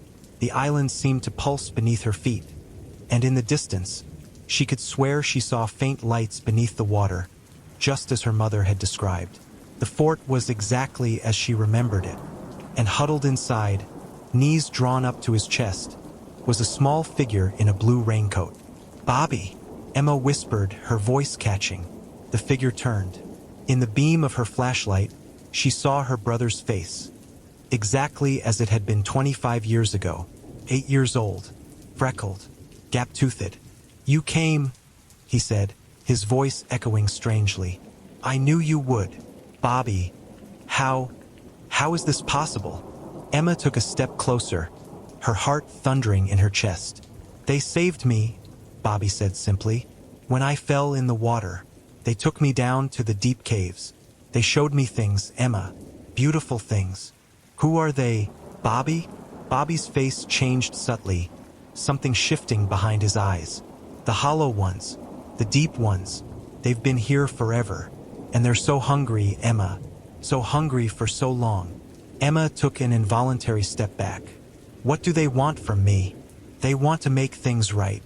Bobby stood, and Emma noticed with horror that his feet weren't touching the ground. He hovered several inches above the rocky floor of their fort. "Dad broke the cycle," He was supposed to choose, but he wouldn't, so they had to take me instead. It wasn't the proper way. Proper way. Emma's voice shook. The offering has to be willing, has to be given. Bobby's form flickered, like a television with poor reception. That's why things have gone wrong for King's Harbor. The bargain wasn't sealed correctly. The Deep Ones have been waiting for a new keeper of the pact. Waiting for you, Emma. I don't understand. Yes, you do. Bobby's voice changed, deepening, taking on echoes of other voices speaking in unison. You've always understood. That's why you ran away. That's why you didn't want children. You knew deep down what your bloodline carries, what it owes. Bobby, or the thing wearing Bobby's form, drifted closer to her. Do you want to see what I've become, Emma? Do you want to see what waits beneath the water? Before she could answer, Bobby's face split open like a blooming flower, revealing row upon row of glittering teeth and a pulsing, bioluminescent organ where his brain should have been. Emma screamed, stumbling backward out of the fort.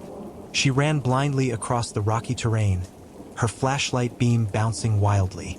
Behind her, she heard a sound like water rushing through a narrow pipe, and beneath that, her brother's voice, still calling her name.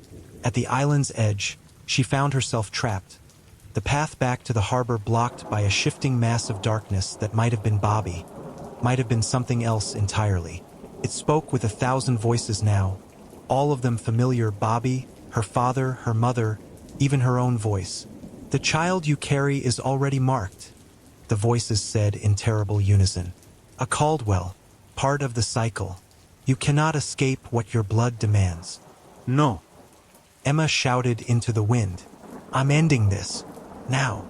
The mass surged toward her, and Emma made her choice.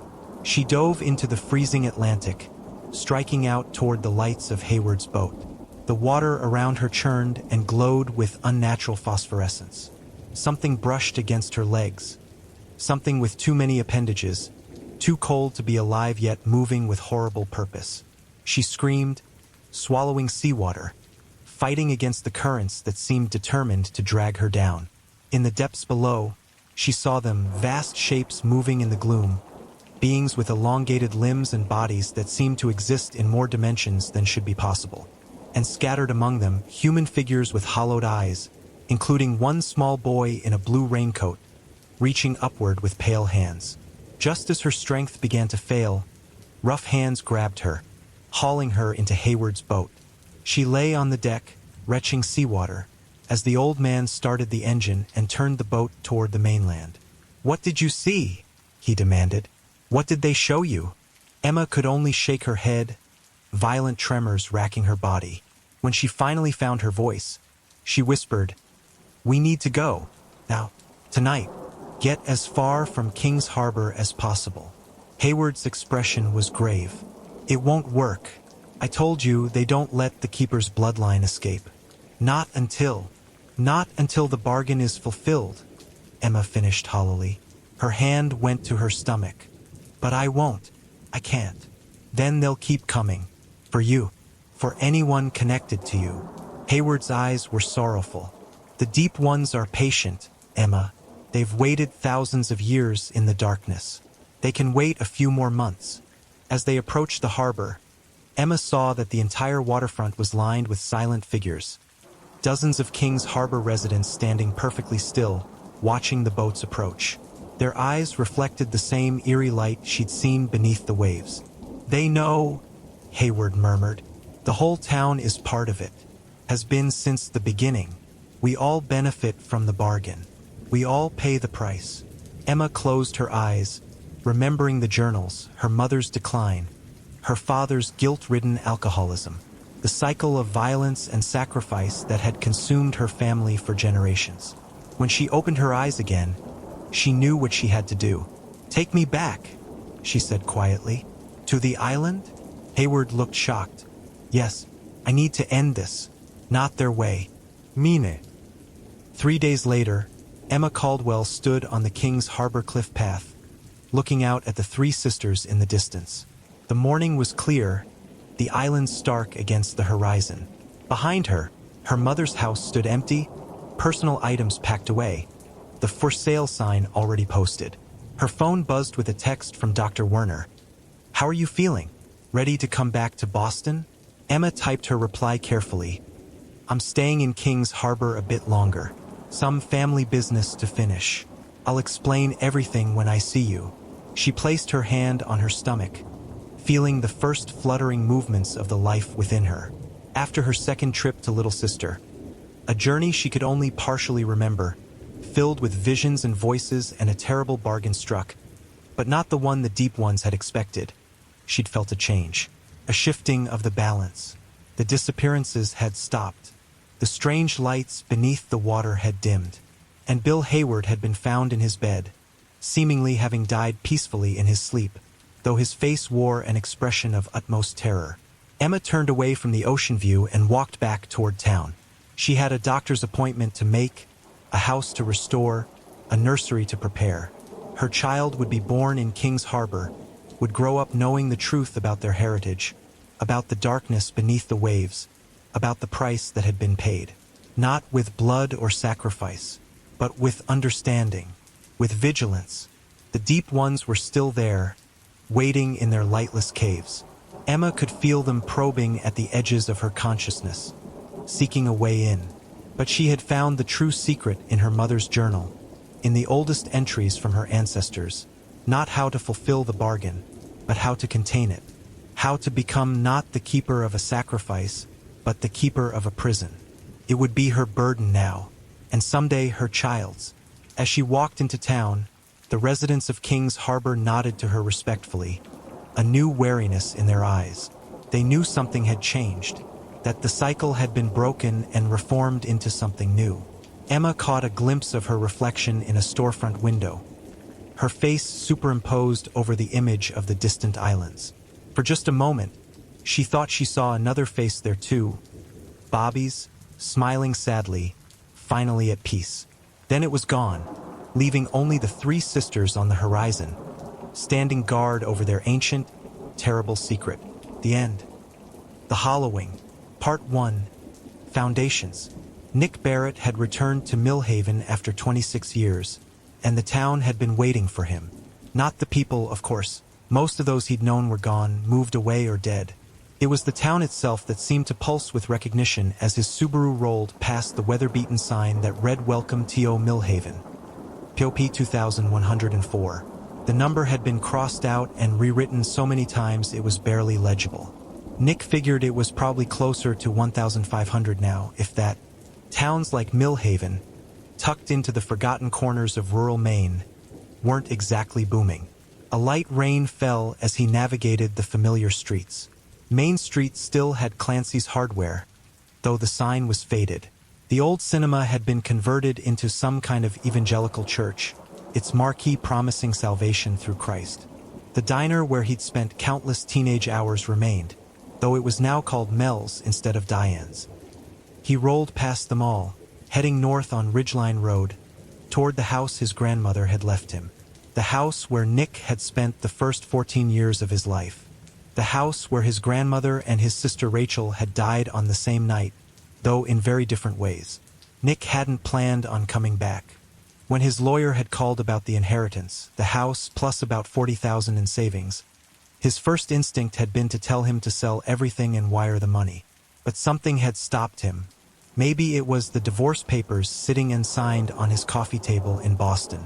Maybe it was the 3 novels he'd published to diminishing returns, followed by 5 years of writer's block.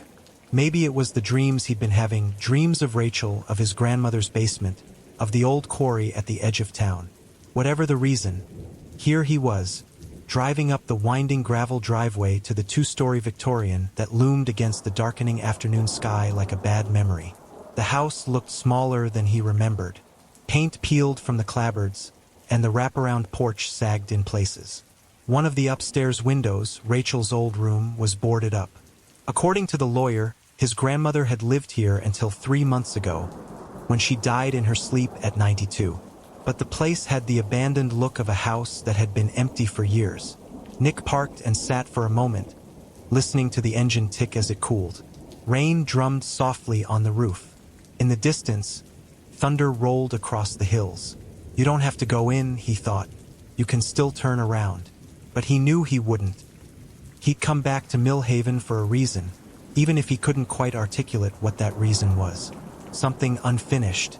Something buried. Nick grabbed his duffel bag from the back seat and approached the house. The key the lawyer had sent worked, though the door stuck and he had to put his shoulder into it. The foyer smelled of dust and old potpourri and something else, something faintly medicinal. He flicked a light switch, and to his surprise, the overhead light flickered on, casting weak yellow light over faded wallpaper and worn hardwood floors. "Hello?" he called, though he knew the house was empty. The sound of his voice seemed to disappear, absorbed by the stillness. He moved further inside, into the living room where a sheet-covered couch faced a television set that had to be 30 years old. Shelves lined one wall, filled with the paperback mysteries his grandmother had loved. Rain spattered against the windows as Nick made his way to the kitchen. It was largely as he remembered. Avocado green appliances, laminate countertops, a round table with 2 chairs where he and Rachel had eaten countless bowls of cereal and sandwiches cut diagonally, the way they'd insisted. The refrigerator hummed, and when he opened it, he was startled to find it stocked. Milk, eggs, butter, condiments. His grandmother had been dead for 3 months. Who had been shopping? His cell phone buzzed in his pocket, making him jump. The screen showed his ex-wife's name. "Jess," he answered, turning away from the refrigerator. "Where are you?" Jessica's voice was tinny, distant. "I stopped by your place and the neighbor said you'd left town. I'm in Maine, my grandmother's house. I told you about the inheritance. You said you were going to sell it. I changed my mind. I'm going to stay here for a while. What about the divorce papers?" Nick sighed, moving to the kitchen window. Outside, the rain was coming down harder now, sheeting across the overgrown yard. "I'll sign them. I just need some time. It's been 4 months, Nick." "I know." At the edge of the yard, where the tree line began, something moved. A deer, probably, or maybe a raccoon. "I'll mail them to you. I promise." "Fine." Jessica's voice softened slightly. "Are you okay? You're not drinking again, are you?" "No, I'm fine. I just need to clear my head, figure some things out." There was a pause. In the background, Nick heard a male voice say something, followed by Jessica's muffled reply. "Who's that?" Nick asked, though he knew. Jessica had been seeing someone, Doug or Dave, some financial advisor she'd met at a work function. "I have to go," Jessica said. "Don't forget about the papers." The line went dead. Nick stared at his phone for a moment, then slipped it back into his pocket. Outside, darkness was falling rapidly. The movement at the edge of the woods had been replaced by stillness, an unnatural stillness that made the hairs on Nick's arms rise. He had the distinct feeling of being watched.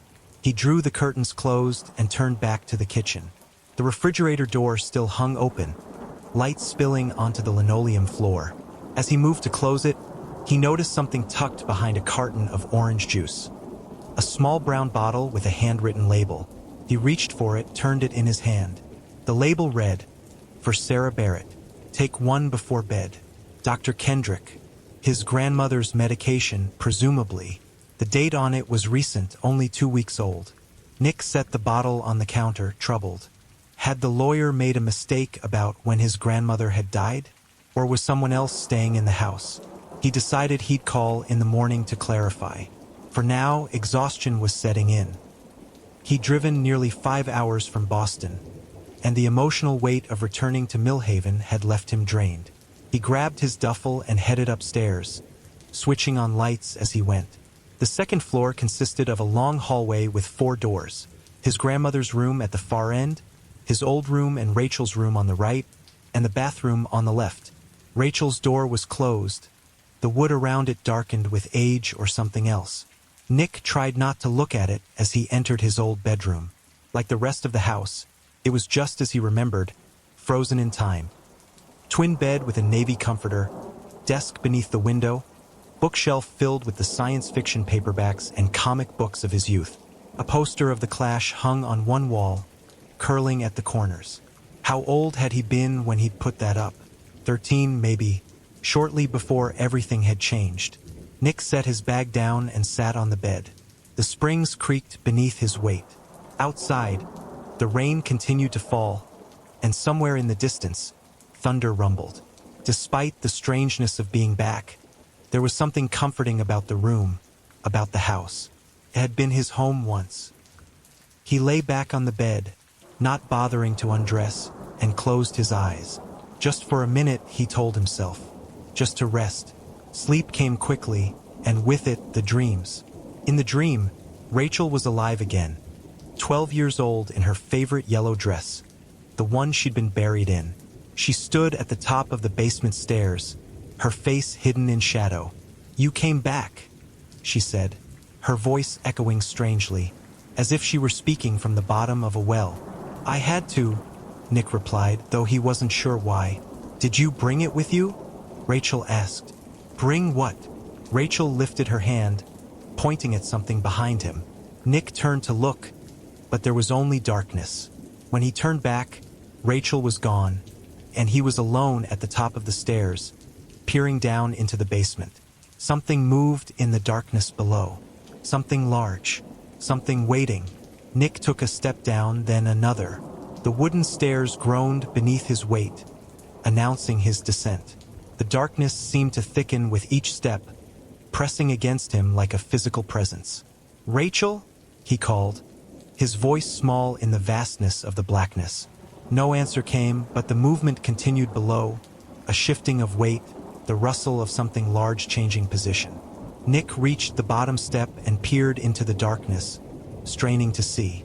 A match flared to life 10 feet away, illuminating a face. Not Rachel's, but a man's, gaunt and pale, with eyes like empty holes in his skull.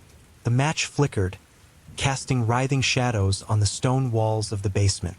"You shouldn't have come back," the man said, his voice a dry whisper. The match went out, plunging the basement into darkness again. Nick tried to retreat up the stairs, but his feet were rooted in place. He couldn't move, couldn't breathe, as something cold and damp closed around his ankle. "Nick!" The voice was no longer the man's, but Rachel's again, urgent and frightened. "Nick, wake up. It's coming." Nick bolted upright, heart hammering in his chest. The room was dark except for the dim glow of his phone screen, which showed 3:17 a.m. Rain still pattered against the window, a steady, soothing rhythm that did nothing to calm his racing pulse. The dream had been so vivid, so real. He could still feel the cold touch on his ankle, still hear Rachel's voice warning him. "It's coming." A noise from downstairs broke through his thoughts. A soft thud, like something heavy falling onto the floor. Nick froze, listening. The house creaked and settled around him, but there were no further sounds. Just the house settling, he told himself. Old houses made noises, especially in the rain, but he couldn't shake the feeling that he wasn't alone. He reached for his phone, turned on the flashlight, and swung his legs over the side of the bed. The floor was cold beneath his bare feet as he stood and moved to the door. The hallway was pitch black beyond the beam of his flashlight. He swept it left and right, illuminating faded wallpaper and closed doors. All quiet, nothing out of the ordinary. Still, Nick found himself walking toward the stairs, drawn by something he couldn't name. The wooden steps creaked beneath his weight as he descended, flashlight casting wild shadows on the walls. The living room was empty, sheet-covered furniture looming like pale ghosts in the darkness. The kitchen, too, was still, the refrigerator humming softly. He checked the back door, locked. Front door also locked. Maybe he'd dreamed the noise as well. He was about to head back upstairs when his flashlight beam caught something on the kitchen table that hadn't been there before. A small, leather-bound book. He approached cautiously, as if the book might suddenly sprout teeth and lunge at him. It was a journal, its cover worn and cracked with age. When Nick opened it, he saw his grandmother's familiar handwriting filling the pages. The first entry was dated October 3rd, 1997, shortly after he'd left Millhaven. The last entry was from 3 weeks ago. Nick sat at the table and began to read. Part 2, Excavations. October 3rd, 1997. It's been 2 months since the funeral. 2 months since they took Nick away to live with his father in Boston. The house is so quiet now. Sometimes I wake in the night thinking I hear Rachel's footsteps in the hallway, or Nick's voice calling for me. But it's only the house settling, the wind in the eaves. Dr. Kendrick came by today with more medication. He says it will help me sleep, help with the memories. I don't want to forget, though. Forgetting seems like another kind of death. I keep thinking about what happened at the quarry, about what Nick saw or thinks he saw, about what happened to Rachel after. The police have their theory, but they don't know everything. They don't know about the history of this place, about what lies beneath Millhaven. I should have told Nick the truth before he left. But how do you tell a child something like that? How do you tell anyone? Nick flipped forward several pages. December 12th, 1997. The dreams are getting worse. I see Rachel standing at the top of the basement stairs, but when she turns, her face is wrong, hollow somehow, and behind her always is that shape in the darkness, that presence. I've started locking the basement door at night. It doesn't help with the dreams, but it makes me feel better somehow. Nick called today from Boston. He sounds different, distant. He didn't mention Rachel or the quarry. Dr. Kendrick says that's normal, that he's blocking out the trauma. But I wonder if there's more to it. If he remembers everything but can't bear to speak of it. The town is changing too. 3 more families have moved away since October. The Miller's house has been empty for weeks now. No one will buy it, not after what happened to their boy. Nick's hands trembled slightly as he turned more pages. His grandmother's writing grew more erratic over time, the entries more disjointed and paranoid. She wrote about thinning places in Millhaven where the boundary between worlds had worn away, about dreams where the dead spoke to her, about a presence in the house that grew stronger at night. The latest entries were the most disturbing. April 2nd, 2025. It's watching me constantly now. I can feel its eyes on me even as I write this. The medication doesn't help anymore. Nothing helps. I found scratches on the basement door this morning, long, deep gouges in the wood, as if something had been trying to claw its way out. But the door was still locked, still secured. Dr. Kendrick says I'm having episodes, losing time. He might be right. Yesterday I found myself standing at the quarry's edge with no memory of how I got there. The water was so still, so black. For a moment, I thought I saw Rachel's face looking up at me from beneath the surface. I've written to Nick again. I need to warn him. He needs to know what's happening here, what's been happening all along. He's the only one who might understand, who might be able to end this. The final entry was dated just 3 weeks ago, April 4th, 2025. It's in the basement. I can hear it moving down there at night, scratching at the door, whispering Rachel's name, and mine. I've called Dr. Kendrick, but he doesn't believe me. No one in this town believes me anymore. They cross the street when they see me coming. They whisper behind my back at the grocery store. The medication makes it hard to think clearly, but I know what I have to do now. I have to go down there. I have to face it, whatever it is. I think it's what took Rachel all those years ago. I think it's been waiting for me all this time. If Nick ever reads this, I'm sorry. I should have told you the truth. The basement key is in my jewelry box. The truth is down there in the dark. It always has been. Nick closed the journal, his mouth dry. According to the lawyer, his grandmother had died peacefully in her sleep. But this final entry suggested something very different. A loud crack of thunder made him jump, nearly dropping the journal. Rain lashed against the windows, driven by a strengthening wind. The lights flickered once, twice, then stabilized. Nick stood, journal clutched in his hand, and made his way back upstairs. In his grandmother's room, he found the jewelry box on the dresser, an ornate wooden affair with mother-of-pearl inlay. Inside, nestled among costume jewelry and old photographs, was a large iron key, dark with age and tarnish. He held it up, studying it in the beam of his flashlight. The basement key. The basement had always been kept locked when he was a child. His grandmother's rule, unbreakable and unexplained. He and Rachel had speculated endlessly about what might be down there. Rachel had been convinced it was something wonderful, treasure, perhaps, or magical artifacts.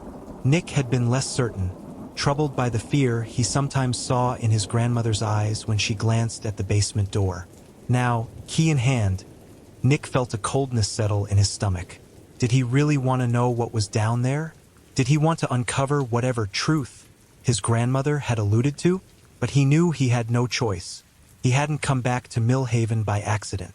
Something had been drawing him here all along, just as something had kept his grandmother here, alone in this decaying house until the end.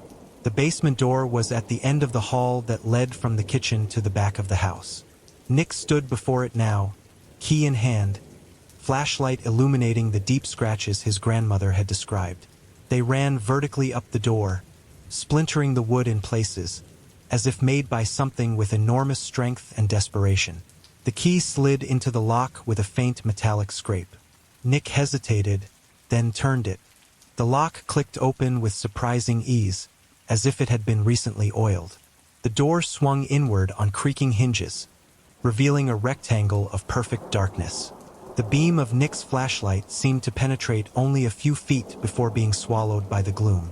From below came the faint smell of damp earth and something else, something metallic and organic at the same time, like old pennies and spoiled meat. Nick took a deep breath and stepped onto the top stair, the wood groaning beneath his weight. The sound echoed in the darkness below, a hollow, lonely sound, just like in the dream. His flashlight beam caught the rough stone walls as he descended, illuminating patches of black mold and glistening moisture. 13 steps in all, he counted them automatically, some childhood habit resurfacing. The temperature dropped with each step, until his breath clouded in front of him when he reached the bottom. The basement was larger than he expected, extending beneath the entire house. His flashlight beam revealed a dirt floor, stone walls, exposed beams overhead. Old furniture and boxes were stacked against one wall, covered in dust and cobwebs.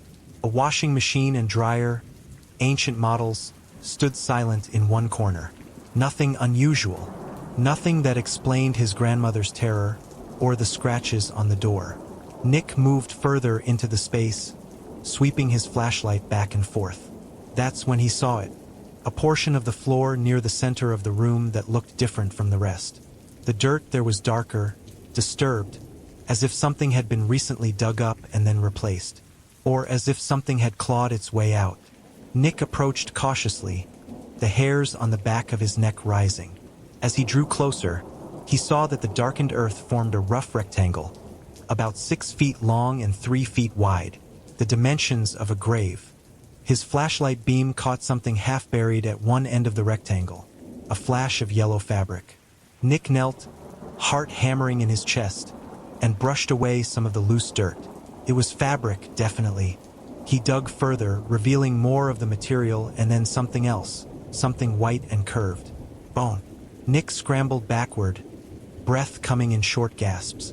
The partial excavation had revealed enough for him to recognize what he was seeing. The remains of a child, buried in a yellow dress. Rachel. But that was impossible. Rachel had been buried in the town cemetery. He'd attended the funeral, had watched as they lowered her small coffin into the ground. Unless they'd buried an empty coffin. Unless the truth of what had happened to his sister had been concealed all these years. A sudden crash from upstairs jolted Nick from his shock. He whirled, flashlight beam dancing wildly across the basement walls. Another crash followed, then the sound of breaking glass. Someone was in the house. Nick backed away from the grave, toward the stairs, flashlight trained on the disturbed earth. The smell was stronger now, decay and corruption. The scent of old death stirred into the air. More noises from above. Footsteps, heavy and deliberate, moving across the kitchen floor. Then silence. Whoever was up there was standing directly above the basement door. Nick killed his flashlight, plunging the basement into absolute darkness. He held his breath, listening. The footsteps resumed, moving toward the hallway, toward the basement door. The door creaked open. Light spilled down the stairs, silhouetting a figure at the top, tall, broad-shouldered, masculine. "Nick Barrett?" A voice called down. "You down there?" Nick's thumb hovered over the flashlight button. Who's asking? Sheriff Kendrick, Millhaven County Sheriff's Department. Kendrick, the same name as the doctor who had prescribed his grandmother's medication. Nick switched his flashlight back on, aiming it up the stairs. The figure raised a hand to shield his eyes from the sudden brightness. Mind pointing that somewhere else? The sheriff asked. Nick lowered the beam slightly. What are you doing in my house, Sheriff? Door was open. Saw a light moving around inside. Thought I'd check it out. The sheriff started down the stairs, each step groaning beneath his weight. Didn't expect to find the prodigal grandson returned after all these years.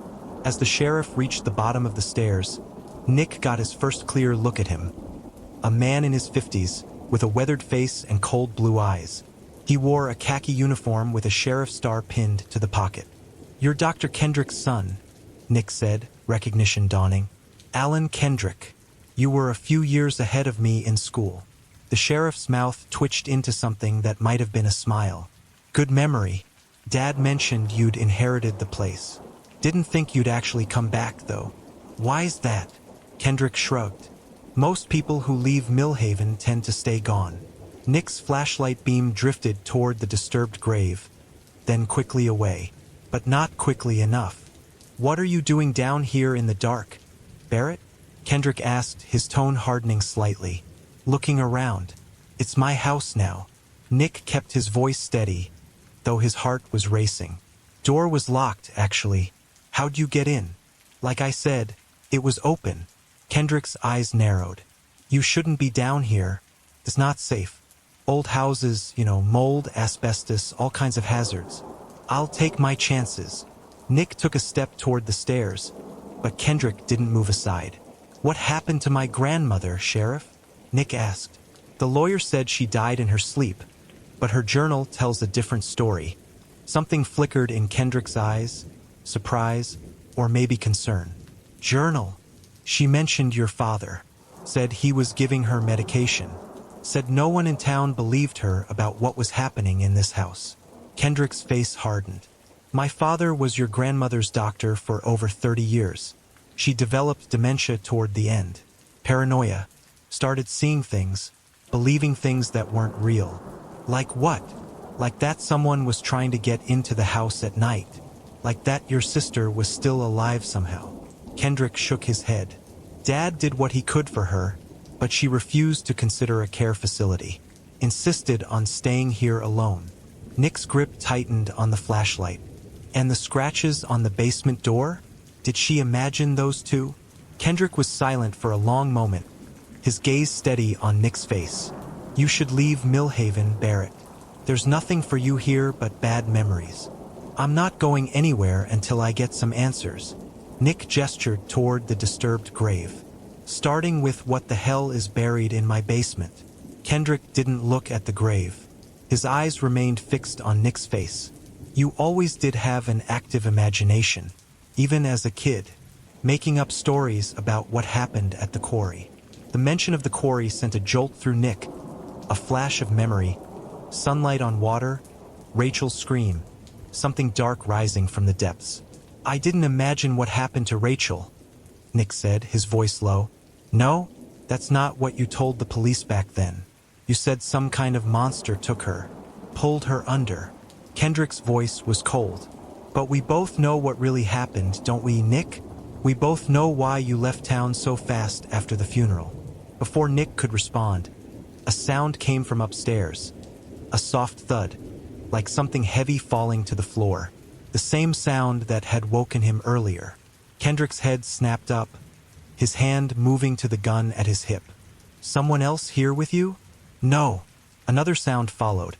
A slow dragging, like something heavy being pulled across the floor above. Then silence. Kendrick drew his weapon, a large revolver that looked almost comically oversized in the confined space of the basement. Stay here, he ordered, starting up the stairs. Nick watched him ascend, disappearing through the doorway at the top. The light from above cast long shadows down the steps. For a moment, there was silence, then the sound of Kendrick's boots on the kitchen floor, moving away. Nick turned back to the grave. Whatever was buried there, Rachel or something else, he needed to know. He approached again, kneeling beside the disturbed earth, and began to dig with his hands. The soil was loose and damp, easy to move aside. Within minutes, he had uncovered more of the yellow fabric and the bones it contained. Small bones, a child's bones, no doubt. But as he dug further, he realized something was wrong. The skeleton was incomplete. There was no skull, no spine, no ribcage. Just scattered limb bones arranged in a rough approximation of a human shape, wrapped in what he now recognized as Rachel's favorite dress. It wasn't Rachel. Couldn't be. But who would bury a partial skeleton in his grandmother's basement, dressed in his dead sister's clothes? A gunshot rang out from upstairs, followed by a crash and Kendrick's shout. Words Nick couldn't make out, but the tone was clear. Terror, absolute and primal. Another shot, glass breaking, then silence. Nick stood, torn between fleeing up the stairs to see what had happened and continuing to uncover the grim secret in the basement floor. But before he could decide, the quality of the darkness around him changed. It was subtle at first, a thickening of the shadows in the corners of the basement, a deepening of the gloom beyond the reach of his flashlight. Then the air began to move, stirring the dust on the floor, lifting the loose soil from the grave in small, dancing eddies. The flashlight flickered, its beam weakening, and then Nick heard it, a soft whispering from the darkest corner of the basement, too faint to make out words but unmistakably human, or almost human. "Who's there?" he called, voice cracking slightly. The whispering grew louder, taking on a rhythmic quality, like a chant or incantation. The air grew colder, his breath clouding before him.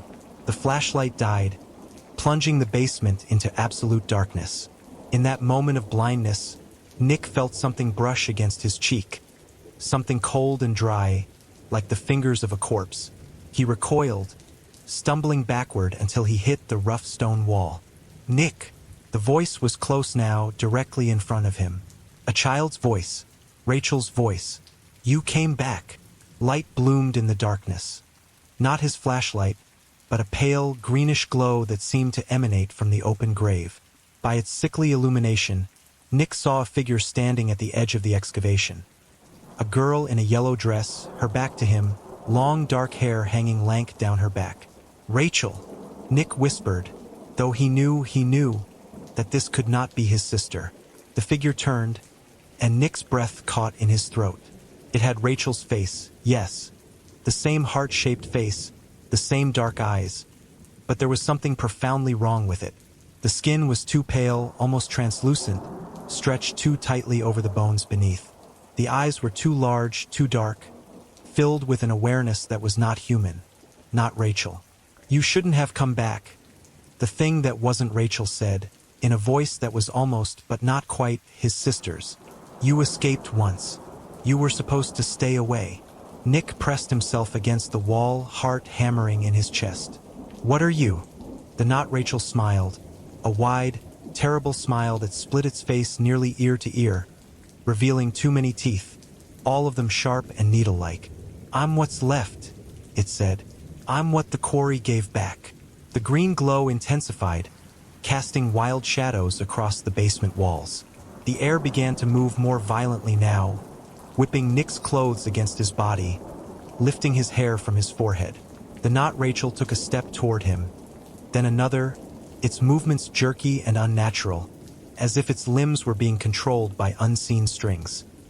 "He promised me more," it said, still advancing. "The sheriff promised me more children, more vessels. But the town is emptying. The parents are taking their children away." The thing's face contorted into a parody of sadness. "I'm so hungry, Nick. So empty." Nick's back was against the wall, nowhere to retreat.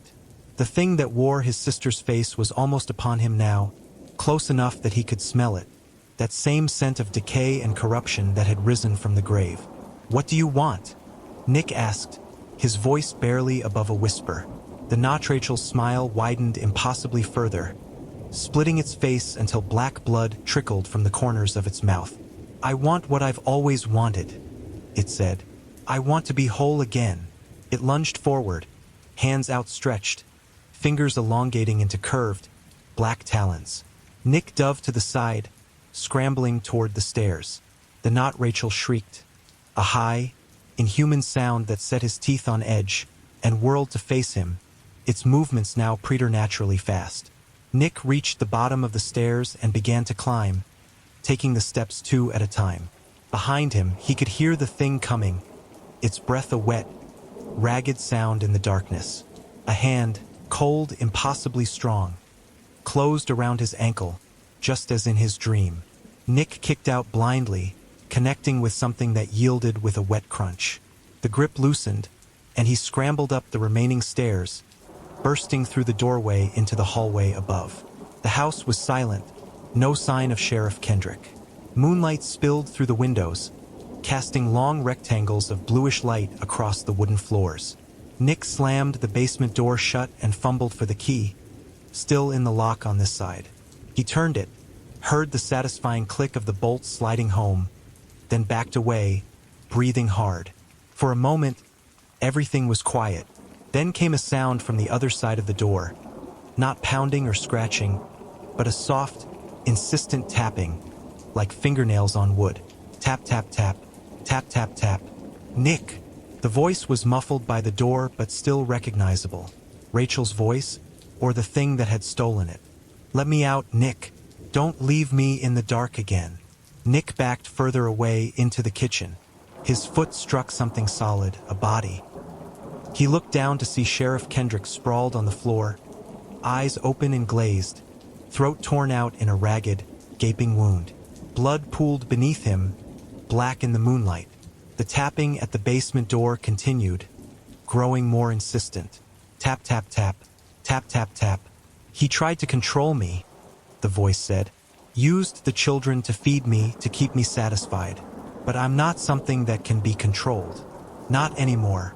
Nick's gaze fell on Kendrick's gun, still clutched in the dead man's hand. He bent and pried it free, checking the cylinder. 2 shots fired. For remaining. The tapping stopped. For a moment there was silence. Then a new sound began. The sound of splintering wood, of the basement door beginning to give way under some tremendous pressure. Nick backed toward the front door, gun raised. The basement door bulged inward, wood cracking, hinges straining. This is a dream, Nick thought desperately. Just another nightmare. I'll wake up soon. But he knew it wasn't. This was reality. A reality that had been waiting for him all these years, hidden beneath the surface of his memories, beneath the floorboards of his childhood home, beneath the dark waters of the quarry where Rachel had died. Or not died. Not entirely. The basement door exploded outward in a shower of splinters. In the doorway stood the thing that had once been Rachel, or wore Rachel's form, at least. It was larger now, its limbs elongated, its yellow dress hanging in tatters from a body that seemed to shift and change with each breath. 26 years, it said, its voice deepening, losing its resemblance to Rachel's. 26 years I've been trapped in this house, feeding on whatever he brought me. Children, mostly, so much easier to replace. Their minds so much more pliable. It took a step into the hallway, ducking its head to pass through the doorway. In the moonlight, Nick could see that its skin was changing, darkening, hardening into something like scales or chitin. But you, it continued, you were the first, the one who got away, the one who saw me in the quarry and lived to tell about it. The thing twisted its head at an impossible angle, studying Nick with eyes that were no longer human at all, black, faceted things that reflected the moonlight in fractured gleams. Nick raised the gun, hands trembling. What are you? I am ancient, it said, its voice now a deep, resonant growl that seemed to come from everywhere at once. I was here before this town, before the people who built it. I slept beneath the earth until the quarry cut too deep, until they breached my chamber. Took another step forward, its form continuing to shift and change. The yellow dress was gone now, absorbed into a carapace of glistening black that covered its body like armor. Its limbs had multiplied, 6 now instead of 4, each ending in hooked claws that clicked against the wooden floor. The sheriff's father found me first, it continued, a doctor with a curious mind. He thought he could study me, understand me. A sound emerged from it that might have been laughter. But I showed him my true nature. I showed him what I needed. Nick backed away, moving toward the front door, gun still raised. And what was that? Vessels, it said. Young ones with minds still forming. Bodies I could inhabit for a time, reshape, use until they're spent. It gestured at its own monstrous form with one clawed limb. This one has lasted longer than most. Your sister was resilient. Rage surged through Nick, hot and clarifying. You're not my sister, he snarled, and pulled the trigger. The gun roared in the confines of the hallway, the flash momentarily blinding him. The bullet struck the creature in what passed for its chest, punching through the chitinous plating. Black ichor spurted from the wound, sizzling where it struck the wooden floor. The creature staggered back a step, more surprised than injured, its faceted eyes fixed on Nick with new intensity. That, it said, was unwise. It surged forward with shocking speed, covering the distance between them in a heartbeat. Nick fired again, and again, the bullets tearing into the creature's body but doing little to slow its advance. Then it was upon him, one clawed limb sweeping out to knock the gun from his grasp. Another wrapped around his throat, lifting him off his feet with terrifying ease. The claw tightened, choking off his air. Black spots danced at the edges of his vision. I need a new vessel, the creature hissed, its face inches from Nick's. This one is failing. And you, Nick Barrett, you've come home just in time. Its jaw unhinged, revealing row upon row of needle teeth and a throat that seemed to open onto infinite darkness. A stench like the grave washed over Nick as the creature prepared to devour him. In that moment of certain death, a memory surfaced, clear and sharp as glass. The quarry, 26 years ago. Rachel screaming as something dark rose from the water. Nick, 14 and terrified, running to the water's edge. And his grandmother appearing seemingly from nowhere, an ancient book in one hand, the other outstretched toward the thing in the water.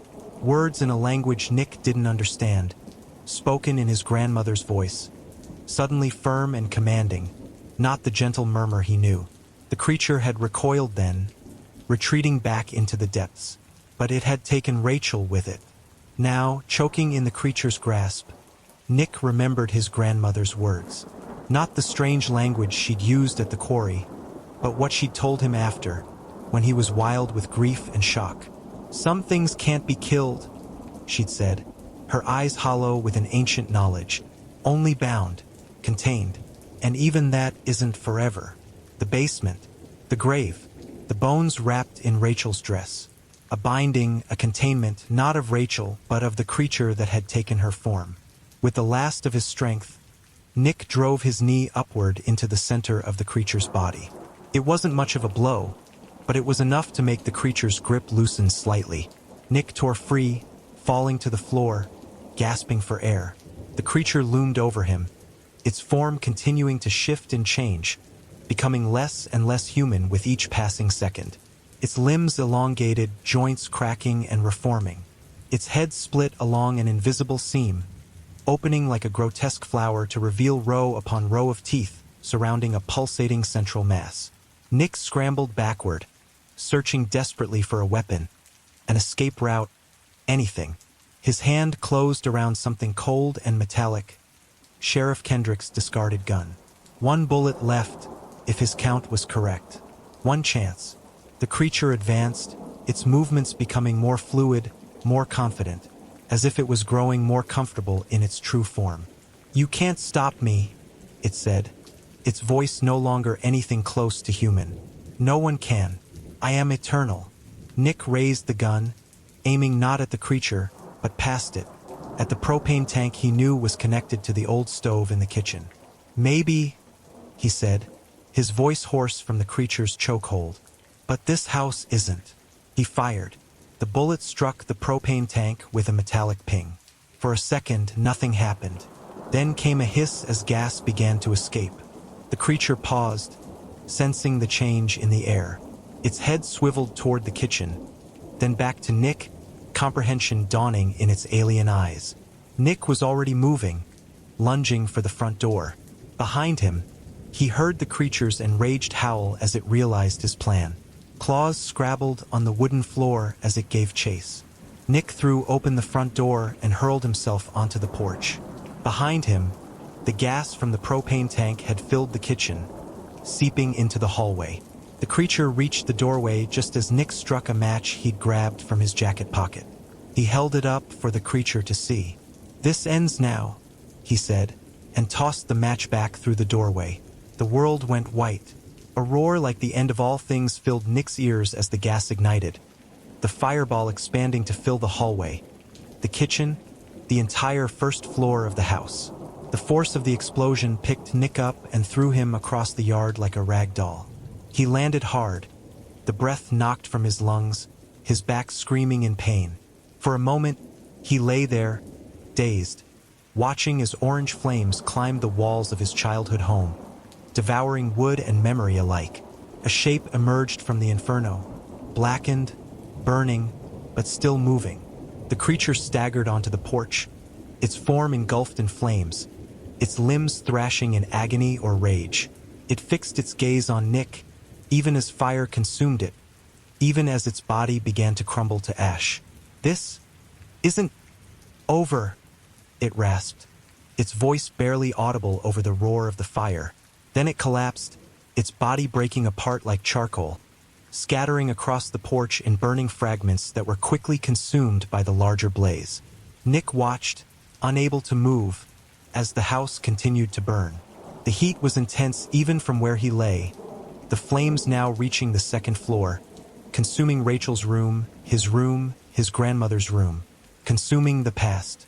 In the distance, sirens wailed, the Millhaven Fire Department, too late to save the house, but maybe in time to keep the fire from spreading to the surrounding woods. Nick closed his eyes, exhaustion washing over him. It was over. The creature was destroyed, the house with it. The binding his grandmother had created in the basement, the trap she had maintained for 26 years, no longer necessary. Rachel was at peace. Finally, the hospital in Millhaven was small, just 20 beds, most of them empty on the night Nick was brought in with second-degree burns on his arms and back, smoke inhalation, and a concussion from his landing after the explosion. Dr. Morris, a woman in her 40s who'd taken over the practice after Dr. Kendrick's retirement years ago, examined him with professional detachment. "You're lucky," she said, changing the dressing on his burned arm. "Could have been much worse." Nick said nothing, his gaze fixed on the window, where he could see the distant glow of what remained of his grandmother's house, still burning despite the fire department's best efforts. "Sheriff Kendrick's body was found in the kitchen," Dr. Morris continued, her voice carefully neutral. "The fire chief says he had wounds inconsistent with the explosion or fire. You want to tell me what happened out there?" Nick turned to look at her. Her face betrayed nothing. No suspicion, no disbelief, just professional curiosity. "Would you believe me if I told you?" he asked. Dr. Morris finished with the bandage and stepped back. "In Millhaven? Probably more than you'd think." She hesitated, then added, "There's a reason people have been leaving this town for decades. A reason the population keeps shrinking no matter how many incentives the county offers for people to move here." "You know about the quarry," Nick said. It wasn't a question. "I know there are places in this town where the boundary between worlds is thin," she replied. "I know there are things that can slip through, things that don't belong here." She checked her watch. "Get some rest, Mr. Barrett. We'll talk more in the morning." She left, pulling the curtain closed behind her. Nick lay back on the narrow hospital bed, staring at the ceiling. His thoughts were a jumble of images and sensations. The creature's face as it burned, Rachel's yellow dress in the basement grave, his grandmother's journal with its desperate warnings. Sleep, when it came, was deep and dreamless. Part 3, Reverberations. Nick was released from the hospital 3 days later.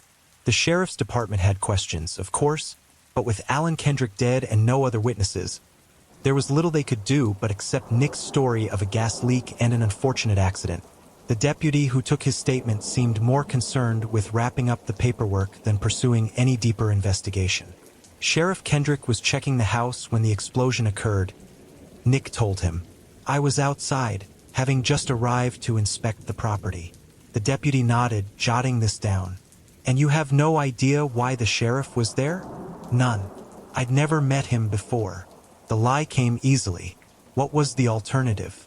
Tell them about a creature that had lived beneath the town for centuries, that had taken his sister 26 years ago, that Sheriff Kendrick and his father before him had been feeding with the town's missing children? They'd lock him up in the psychiatric ward and throw away the key. Besides, it was over now. The creature was destroyed, its binding place burned to ash. Whatever hold it had over Millhaven was broken. Or so Nick believed, until he checked into the town's only motel, a rundown place called the Pinewood Lodge, and the dreams returned. In the dream, he was back at the quarry, standing at the edge where the rocky shore gave way to deep, still water. It was night, a full moon casting silver light across the quarry's black surface. "Nick!" The voice came from behind him, familiar and impossible. He turned to see Rachel. Not the monstrous thing the creature had become, but Rachel as she had been at 12, in her yellow dress, her dark hair tied back with a blue ribbon. "You're not real," Nick said. "You're dead. The creature is dead." Rachel smiled sadly. "Nothing that old ever really dies, Nick. It just changes form." She pointed out across the water. Nick turned to look and saw ripples spreading from the center of the quarry, as if something large was moving beneath the surface, rising slowly toward the moonlight. "It's coming back," Rachel said, her voice fading as if she were moving away, though she stood still beside him. "It's always been here, waiting, and now it's hungry again." Nick woke with a gasp, sitting bolt upright in the motel bed, sweat-soaked sheets tangled around his legs. Outside, rain pattered against the window, a steady, soothing rhythm at odds with his racing heart. Just a dream, he told himself. Just your mind processing trauma. But as he lay back down, staring at the water-stained ceiling, he couldn't shake the feeling that it was more than that. A warning, perhaps, or a premonition. The quarry. It had always been about the quarry. The next morning dawned clear and cool, the rain having passed during the night. Nick ate breakfast at the diner, Mel's, formerly Diane's, ignoring the curious stares from the locals who recognized him as the survivor of the Barrett House fire, the man who'd been there when Sheriff Kendrick died. After breakfast, he walked to the town library, a small brick building on Elm Street that had been old when he was a child and now looked positively ancient. Inside, the smell of books and dust brought back memories of summer reading programs, of his grandmother bringing him and Rachel here every Saturday morning. The elderly librarian, Mrs. Peabody, recognized him immediately. "Nicholas Barrett," she said, peering at him over half-moon glasses. "My goodness, how you've grown. I was so sorry to hear about your grandmother, and that dreadful fire." Nick thanked her, then asked if the library kept archives of local newspapers. Mrs. Peabody directed him to a back room where bound volumes of the Millhaven Gazette were stored, along with microfilm reels of older editions. For the next several hours, Nick pored over the town's history, focusing on the years immediately before and after Rachel's death in 1997. What he found was disturbing. A pattern of disappearances, children mostly, spaced irregularly across the decades. Some were eventually found, drowned in the quarry, officially ruled as accidents. Others were never found at all. But the pattern changed after 1997. The disappearances became more frequent, more targeted. Children from troubled homes, children who wouldn't be missed right away, children whose disappearances might be explained away as runaways. And always, the investigations were overseen by Sheriff Alan Kendrick or, before him, his father, Dr. James Kendrick, who had often served as the town's coroner. The Kendricks had been feeding the creature, just as it had claimed, using their positions of authority to cover up its hunger, to provide it with new vessels when old ones failed. And it had started with his sister. Nick was about to leave when a final headline caught his eye. From just 2 weeks ago, Quarry TO reopened after 30 years. The article detailed how Millhaven Stone works, after decades of inactivity, had been purchased by a Boston-based development company with plans to resume operations. The quarry where it had all begun was about to be disturbed again. Nick drove there directly, taking the winding road north out of town that led to the old quarry. The chain-link fence that had surrounded it in his youth was gone, replaced by a newer, sturdier barrier with no trespassing signs posted every few yards. Behind it, Nick could see construction equipment, backhoes, dump trucks, trailers that presumably served as offices for the operation. And beyond that, the quarry itself. A vast pit filled with dark water that reflected the cloudy sky above. Even from this distance, the sight of it made Nick's stomach clench with remembered terror. He was about to leave when he noticed a man standing at the fence line, watching him. Middle-aged, with a hard, weathered face and the build of someone who'd done physical labor all his life. He wore a hard hat and a fluorescent safety vest. "Private property," the man called out. "You looking for someone?" Nick approached cautiously. "Just looking. I grew up in Millhaven, used to come up here as a kid." The man's expression softened slightly. "Yeah? Must have been before my time. I'm just the site manager, brought in from Augusta for the reopening." He extended a hand through the fence. "Dave Milner." Nick shook it. "Nick Barrett."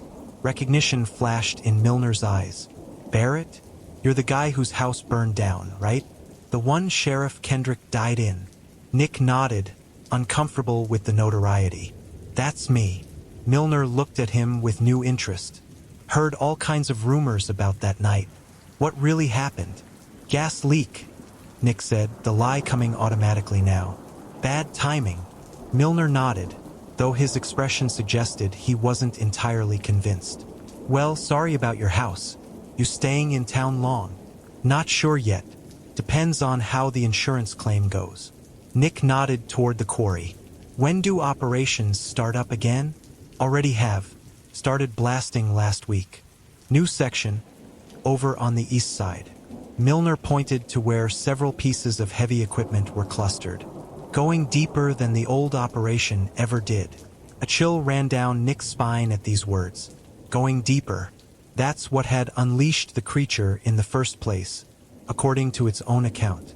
What might they disturb this time? "Is that safe?" Nick asked. "The water table, I mean," Milner shrugged. "Engineers say it's fine, but between you and me, there's been some weird stuff happening since we started. Equipment malfunctions, workers reporting strange sounds." He lowered his voice. "One guy swears he saw something moving in the water, something big. But you know how it is. Guys get spooked, start seeing things." Nick's mouth went dry. "Yeah," he managed. "Imagination can play tricks." "Anyway," Milner continued, "we're shutting down for the day. Got a storm coming in tonight, according to the forecast. Major system." He glanced at the sky, where dark clouds were indeed gathering to the west. "You take care, Barrett, and stay on this side of the fence, all right? Liability and all that." Nick assured him he would, then returned to his car. But he didn't leave. Instead, he drove a short distance down the road and parked in a spot concealed by trees, where he could still see the quarry entrance. He waited there, watching as workers left in trucks and cars, as Milner locked the main gate and drove away in a company pickup. And then, as twilight gathered and the first distant rumbles of thunder reached him, Nick returned to the fence. It took him only minutes to find a spot where the earth beneath had eroded, creating a gap just large enough to squeeze through. The quarry awaited, its dark waters unnaturally still despite the rising wind that preceded the approaching storm. Nick made his way toward it, drawn by a compulsion he couldn't name. He needed to see it up close, to confront the place where his sister had died, where his life had changed irrevocably. The eastern edge of the quarry showed signs of recent blasting, raw, exposed rock face, piles of stone debris, the earth churned by heavy machinery. Nick approached carefully, mindful of unstable ground. That's when he saw it. A crack in the newly exposed rock face, just above the waterline. Not a natural formation, but something geometric, deliberate. A doorway almost though partially collapsed. Thunder boomed overhead, closer now. Fat raindrops began to fall, pattering on the stone around him. Nick should have left then, should have returned to the safety of his car before the storm hit in earnest. But something drew him forward, toward that unnatural opening in the rock. As he drew closer, he saw markings around the edge of the opening. Symbols carved into the stone, ancient and weathered but still visible. They resembled nothing Nick had ever seen before, nothing human. And from within the opening came a faint, greenish glow, just like the light that had emanated from the grave in his grandmother's basement. The storm broke overhead, rain falling in sheets, soaking Nick to the skin in seconds. Lightning flashed, illuminating the quarry in stark white light, followed immediately by a deafening crack of thunder. In that flash, Nick saw something move within the opening. A shifting of shadows, a suggestion of something large and many-limbed. Then darkness again, save for that eerie green glow. Nick backed away, heart hammering in his chest. This was it, the creature's original containment, its prison before it had escaped into the quarry waters 26 years ago. The place his grandmother had managed to bind it to again, using whatever knowledge she'd possessed, whatever power she'd been able to wield. And now the quarry operations had broken the seal, releasing it once more. Another flash of lightning, and in that instant, Nick saw a figure standing at the edge of the quarry opposite him. A small figure in a yellow dress, dark hair plastered to her head by the rain. Rachel, or something wearing her form again. The figure raised an arm, pointing not at Nick, but at something behind him. Nick whirled just in time to see a massive, dark shape erupting from the water at the quarry's edge, rising up like a wave given solid form.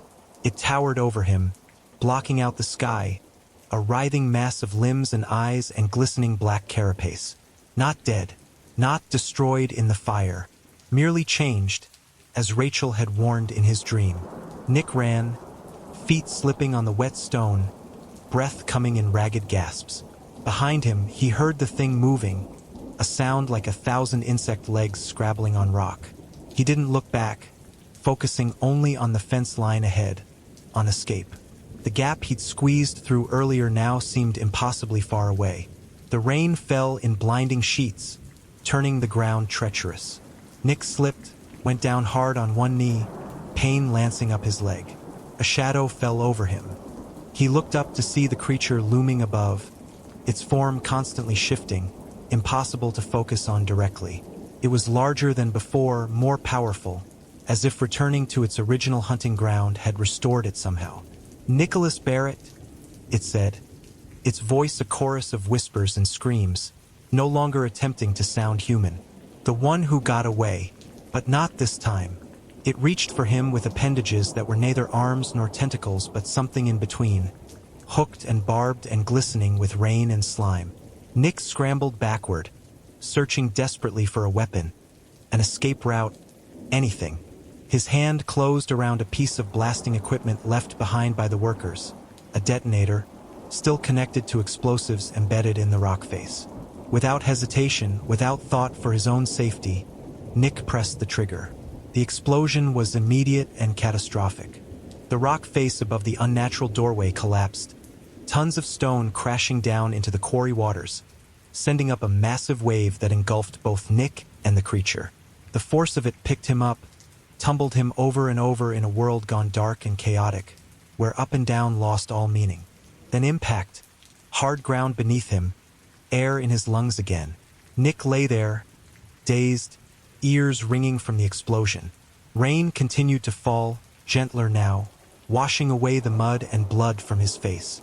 Slowly, painfully, he raised his head and looked back at the quarry. Where the unnatural doorway had been was now only a pile of rubble, half submerged in the churning waters. Of the creature there was no sign. Had he destroyed it, trapped it again at least, or merely delayed it? A movement at the corner of his vision made him turn. There, standing a few yards away, was the figure in the yellow dress, Rachel, or the thing that wore her form. But as Nick watched, the figure seemed to shimmer, to become transparent, revealing for an instant a different form beneath. Not a monster, not a creature of nightmare, but simply his sister as she had been, as she should have remained.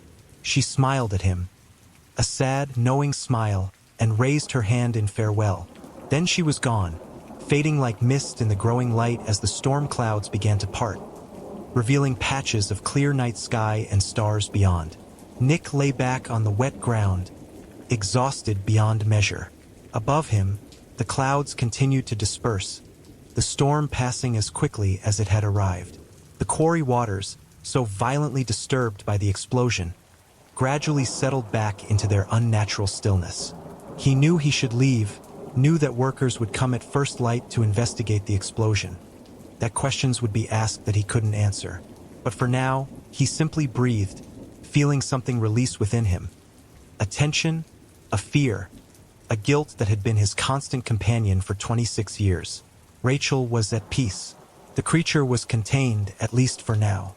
And Nick Barrett had finally faced the truth of what had happened in Millhaven all those years ago. As dawn broke over the quarry, Nick finally rose and made his way back to the fence, back to his car, back to a world that would never know how close it had come to confronting an ancient horror. A world that would continue, oblivious, until the next time someone dug too deep, broke through to places that should remain sealed. Because some things can't be killed, only bound, contained, and even that isn't forever. Nick started his car and drove away from Millhaven for the second time in his life, knowing that he might someday have to return again. Because the binding wouldn't hold indefinitely. Because the hunger in the depths would never truly be satisfied. Because in towns like Millhaven, the past is never really past. It waits, patient as stone, for someone to uncover it once more. The end. The Shadow of King's Highway. 1. Dale Carson pulled off Route 9 just as the October sun dipped behind the ragged treeline. His headlights caught the peeling paint of the Welcome to Millhaven sign. The wood so weathered he could barely make out the population count. 1,843 souls, though he suspected it hadn't been updated in decades. Probably closer to 1,000 now, he thought. If that. He'd driven nearly 14 hours from Chicago, the last 3 on winding back roads where his phone signal had flickered and died like a candle in a draft. The rental car's GPS had given up somewhere around the New Hampshire border, leaving him with nothing but hastily scribbled directions from a gas station attendant who'd looked at him with something approaching pity when he'd mentioned Millhaven. "Taking King's Highway in?" the man had asked, his leathery face creasing. "That's what Google says." "Ha!" the attendant had sniffed, handing back Dale's credit card. "Don't stop on King's Highway after dark. Not for nothing." Dale had laughed then. Now, with twilight bleeding from the sky and the first stars pricking through, he wasn't laughing anymore. The town's main street was exactly as he remembered it from childhood visits to his grandmother. A row of brick storefronts with wooden sidewalks, an honest-to-God general store, and the Millhaven Inn, a 3-story Victorian monstrosity that loomed at the far end like a dowager watching over her domain. Most windows were dark, though the Blue Plate Diner still showed signs of life, its neon sign casting a lurid glow over empty parking spaces. He pulled into the lot of the Millhaven Inn and killed the engine. The silence rushed in immediately, so complete he could hear the ticking of the cooling engine and his own heartbeat. No distant highway sounds, no airplanes overhead, not even crickets or night birds, though it was getting cold enough that maybe they'd gone quiet for the season. Something in the stillness raised the hair on his arms. Dale reached for his phone out of habit, then remembered it was useless here. He'd told his editor he'd be off-grid for a week, researching the family legacy. He'd said with a self-deprecating smile, not mentioning the obituary or the inheritance or the dreams that had started 3 nights after his grandmother's death. Dreams of King's Highway. Dreams of something waiting there. Unfolding his cramped limbs from the car, Dale stretched and breathed in pine and loam and something else. Wood smoke, maybe. The air held the crisp promise of frost by morning. "Welcome back to nowhere," he muttered, retrieving his duffel from the trunk. The inn's foyer was dimly lit and smelled of furniture polish and old potpourri. A brass bell sat on the reception counter beside a leather-bound guest register. Dale tapped it once, the sound oddly muted in the thick silence. A moment later, a door behind the counter opened. The woman who emerged was perhaps 60, with silver hair pulled into a severe bun and wire-rimmed glasses perched on a narrow nose. Her eyes widened slightly when she saw him. "Can I help?" she began, then stopped. You're Agatha Carson's grandson. It wasn't a question. Dale's hand, extended for a shake, froze mid-air. I am. Dale Carson. We heard you might be coming. Her smile didn't reach her eyes. For the house. News travels fast. Only news worth traveling. She turned to a row of key hooks on the wall and selected one with a tarnished brass tag. Room 8, top of the stairs, end of the hall. Has a view of King's Highway, if that matters to you. I'm heading out there tomorrow, Dale said, accepting the key. Need to look over the property.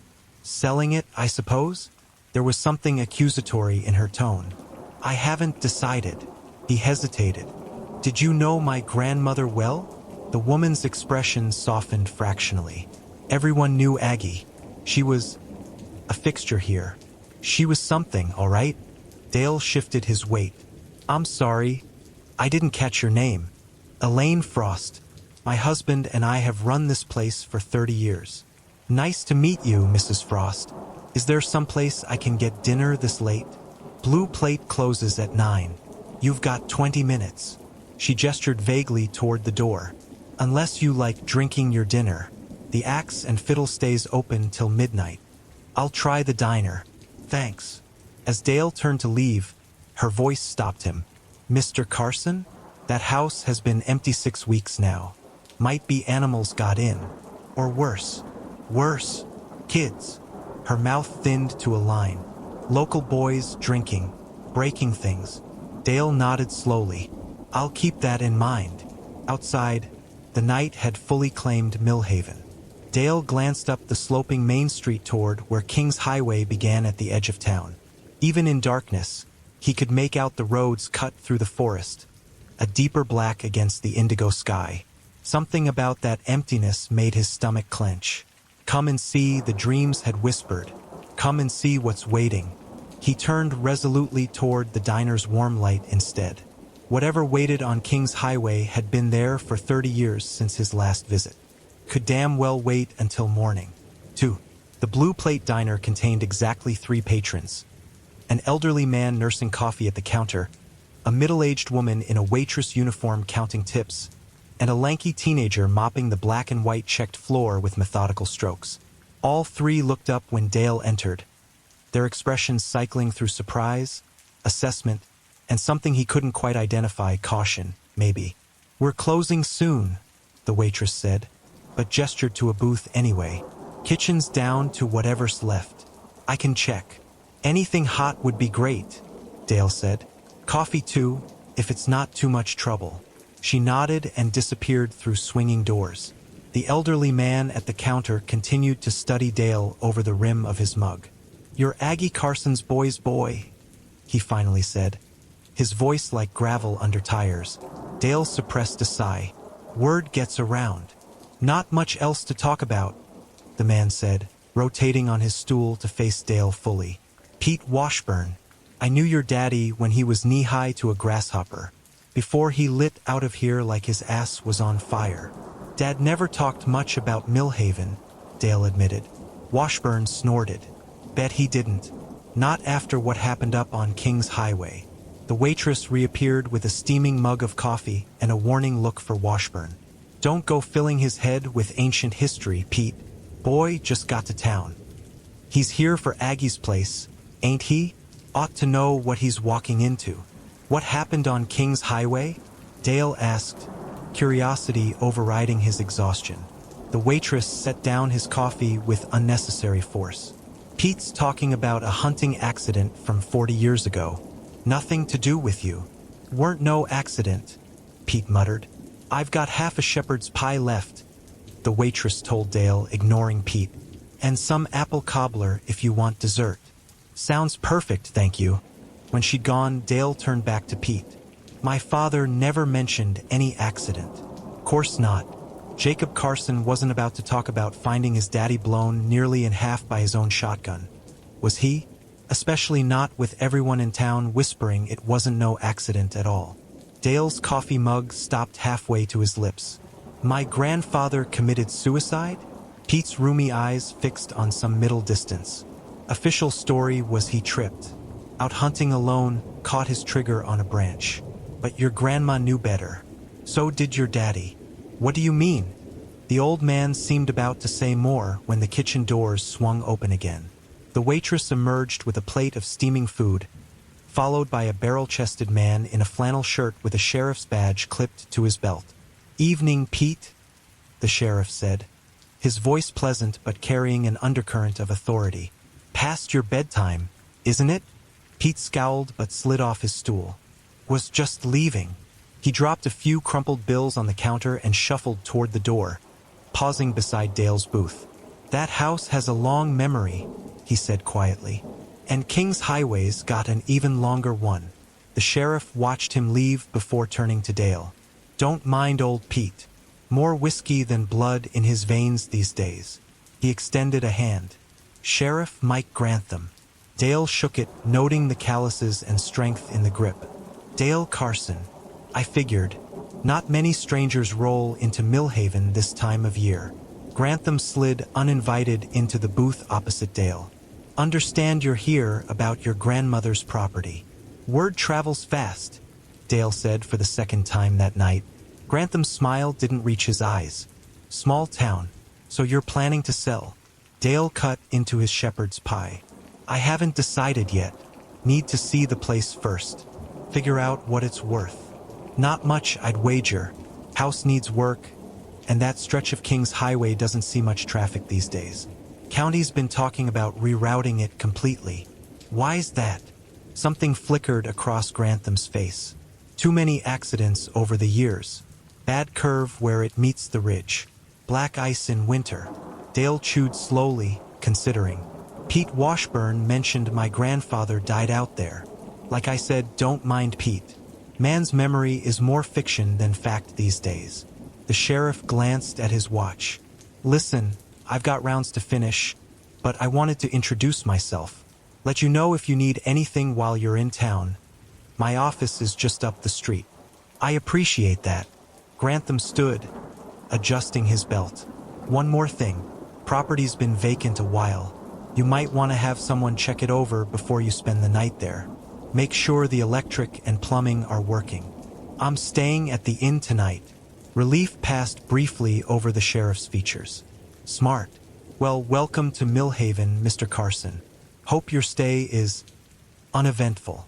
After the sheriff left, the waitress brought apple cobbler that Dale was too tired to fully appreciate.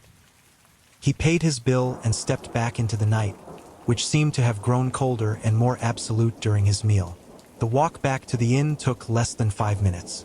As he passed beneath the streetlights, old-fashioned globes that cast pools of amber light, Dale felt eyes on him from darkened windows. The sensation persisted until he climbed the inn steps and let himself in. Room 8 was clean but Spartan. A double bed with an iron frame, oak dresser, small writing desk beneath a curtained window.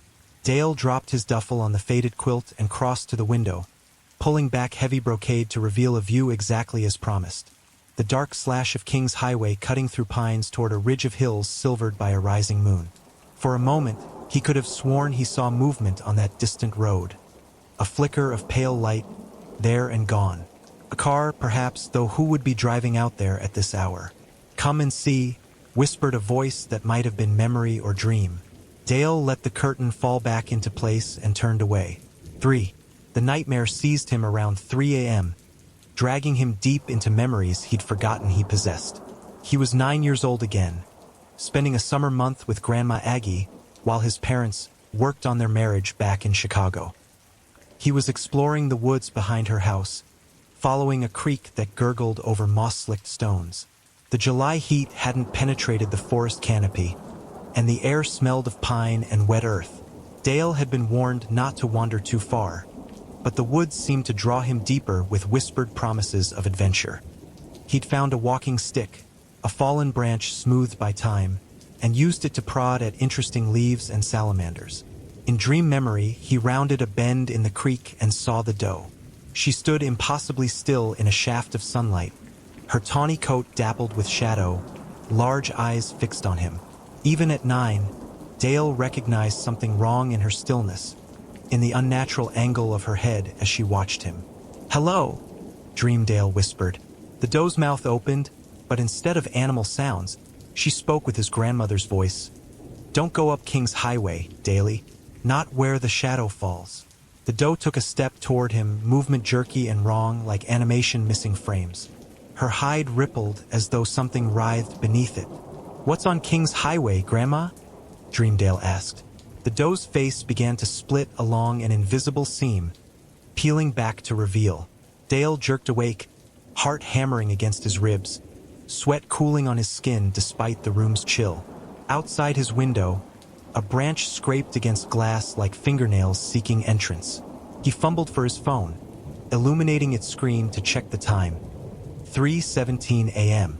No service, but the device still functioned as a clock and flashlight.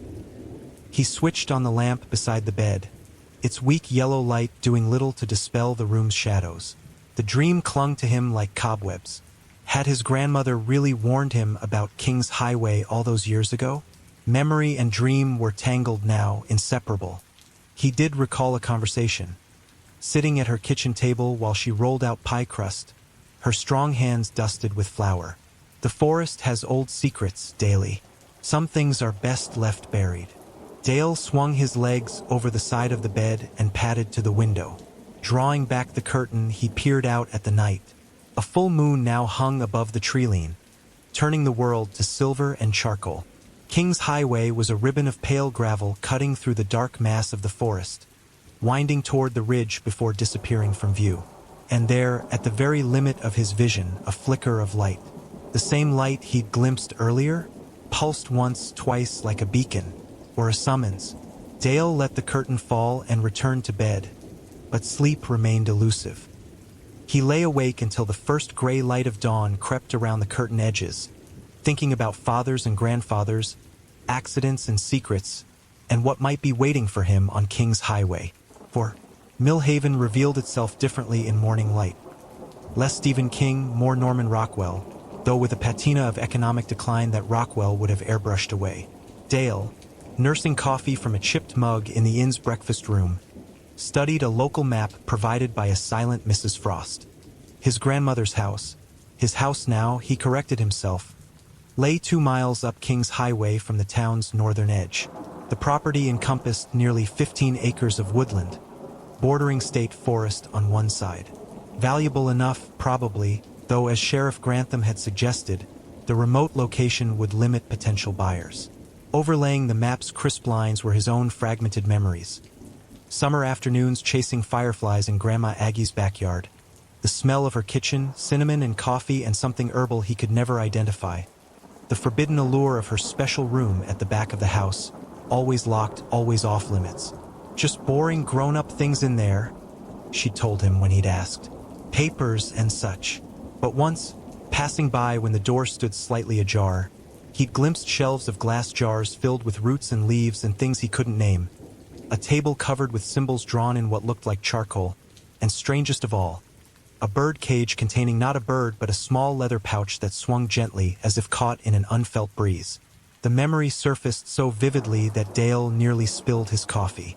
He'd completely forgotten that glimpse into Aggie's private world, or had he buried it? It seemed significant now in ways he couldn't articulate. "Refill." Dale startled. A young woman stood beside his table, coffee pot in hand, regarding him with curious eyes. She might have been 20 or 30, one of those faces that held youth and experience in equal measure. Her dark hair was pulled back in a messy bun, and she wore no makeup that he could detect. "Please," he said, pushing his mug toward her. As she poured, he noticed a small tattoo on her inner wrist, a simple design of interconnected circles that niggled at his memory, something he'd seen before. "You're the Carson boy," she said, meeting his gaze directly. "Hear about Aggie's place. News. Travels fast. Yeah, I bet you're sick of hearing that already." Her smile transformed her face, revealing dimples and a chipped front tooth that somehow enhanced rather than detracted from her appeal. "I'm Lucy Frost, innkeeper's daughter, local pariah, and your grandmother's former caretaker." Dale's eyebrows rose. "You took care of my grandmother? For the last 2 years. Grocery runs, light cleaning, companionship." Lucy set down the coffee pot and dropped uninvited into the chair opposite him. Your grandmother was a fascinating woman. We had a lot in common. Such as Lucy's eyes, an unusual amber color, he noticed, flicked to the doorway where Mrs. Frost had appeared. Mother, she acknowledged with a nod that carried years of complicated history. Lucy, Mrs. Frost replied coolly. I'm sure Mr. Carson would prefer to eat in peace. Actually, Dale interjected, I'd love to hear more about my grandmother's final years, if Lucy has time. Something passed between mother and daughter, a current of unspoken communication. Finally, Mrs. Frost turned away. The breakfast dishes won't wash themselves, she said pointedly to Lucy. 20 minutes, Lucy called after her, then lowered her voice. Sorry about that. Mom thinks I'm a bad influence on, well, everyone. Why's that? Lucy traced a pattern on the tablecloth with her fingertip. The same interconnected circles as her tattoo, Dale realized. Let's just say I share your grandmother's interests, the ones that made her an outsider here. And those interests would be the old ways. She met his eyes directly. Some would call it witchcraft, but Aggie hated that word. Too many negative connotations, she said. She preferred practitioner. Dale stared at her. You're telling me my grandmother was a witch? I'm telling you she understood things most people have forgotten. The language of plants, the cycles of nature, the thin places where worlds touch. Lucy leaned forward. She spoke to things in the woods, Mr. Carson, and sometimes they spoke back. A chill traced Dale's spine despite the breakfast room's warmth. He thought of his nightmare, the doe with his grandmother's voice. You sound like you believe all this. I know how it sounds, but I also know what I've seen. Lucy glanced at an antique clock on the wall and stood abruptly. I've got to help with cleanup, but I should tell you, Aggie left something for you. Not with the lawyer, with me. What is it? A journal. Her practitioner's journal. She made me promise to give it to you in person when you came for the house. Lucy's expression grew serious. She knew you'd come, Dale. She saw it before. Before what? Before whatever happened on King's Highway the night she died. Lucy backed toward the door. I get off at 3. Meet me at the Axe and Fiddle if you want the journal. And Dale, be careful at the house today. Some doors, once opened, don't close so easily. Then she was gone, leaving Dale with cooling coffee and a growing sense that Millhaven harbored secrets far darker than small-town gossip. 5. King's Highway grew progressively narrower and more neglected as Dale followed it from town. What began as proper asphalt deteriorated to patched concrete, then to pressed gravel scattered with autumn leaves. The forest pressed close on both sides, ancient oak and maple interspersed with white pine that towered overhead, blocking most of the morning sunlight. Twice, Dale had to stop to move fallen branches from the road. Both times, standing outside the car in the profound silence of the woods, he felt watched. Not by anything human, the sensation was too primal, too ancient for that. It was the awareness prey feels when predator's eyes track its movements, calculating distance and speed and vulnerability. The GPS on his phone remained useless, but he remembered enough to recognize the rusted mailbox that marked his grandmother's driveway. The wooden sign beneath it, hand-carved with Carson in tilted letters, had weathered to near illegibility. The driveway curved through denser woods for nearly a quarter mile before opening to a clearing where the house stood. A 2-story farmhouse with peeling white paint and green shutters hanging askew. An ancient oak dominated the front yard, its massive branches stretching over the roof like protective arms, or imprisoning ones. Dale killed the engine and sat for a moment, absorbing the stillness.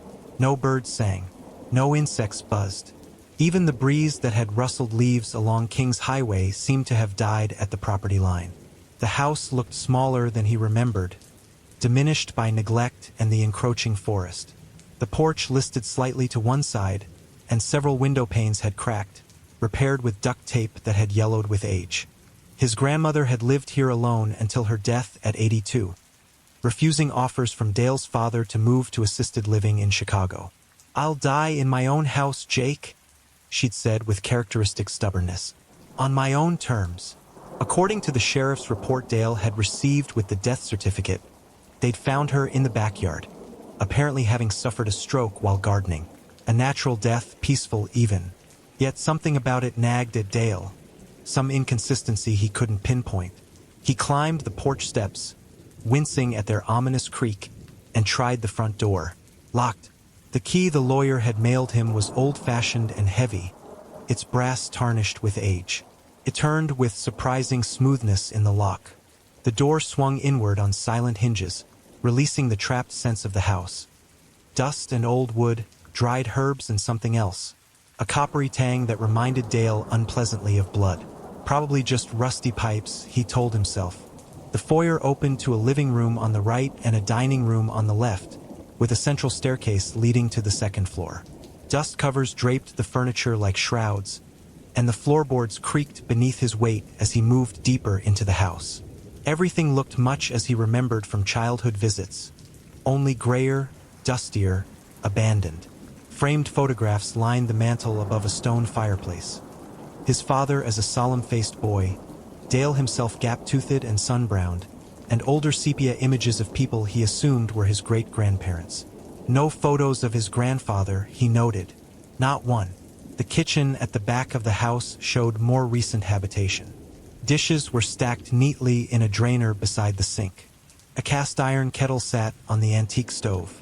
Herbs hung drying from ceiling beams. Bundles of lavender, sage, plants Dale couldn't identify tied with twine. A door beside the pantry stood slightly ajar. Dale recognized it immediately. The special room from his childhood. Always locked and forbidden. Heart quickening, he pushed it fully open. Sunlight streamed through windows covered with symbols drawn in what looked like ash. The same interconnected circles Lucy had traced on the tablecloth. Shelves lined the walls, crowded with jars of dried plants, roots, powders, and liquids in various colors. A large table dominated the center of the room, its surface scarred and stained. Books filled a corner bookcase, their leather bindings cracked with age, titles in languages Dale didn't recognize. And there, hanging from a hook in the ceiling, was the bird cage he remembered, small, antique, containing not a bird but a leather pouch that swung almost imperceptibly in the still air. Dale approached it cautiously. The cage door hung open, inviting. The pouch within was closed with a drawstring, its leather surface inscribed with more of those circular symbols. Without conscious thought, Dale reached for it. His fingers brushed leather, and the world tilted sideways. Woods at midnight, moonlight silvering a clearing. His grandmother, looking younger than he'd ever seen her, kneeling before a crude altar of stacked stones. Her lips moving in words he couldn't hear, the earth beneath her trembling. Something moving in the darkness beyond the trees, something vast. Dale jerked his hand back as if burned. The pouch swung wildly in its cage, then gradually settled. Outside, a sudden wind rushed through the trees with a sound like exhalation. He backed away from the cage, pulse hammering in his throat. Whatever that vision had been, hallucination, waking dream, it carried a warning he felt in his marrow. Some things were not meant to be touched. Not without preparation. Not without knowledge. Lucy has her journal, he reminded himself. Start there. He retreated from the room, closing the door firmly behind him, half expecting it to swing open again of its own accord. It remained closed, but Dale couldn't shake the feeling that something behind it had awakened to his presence.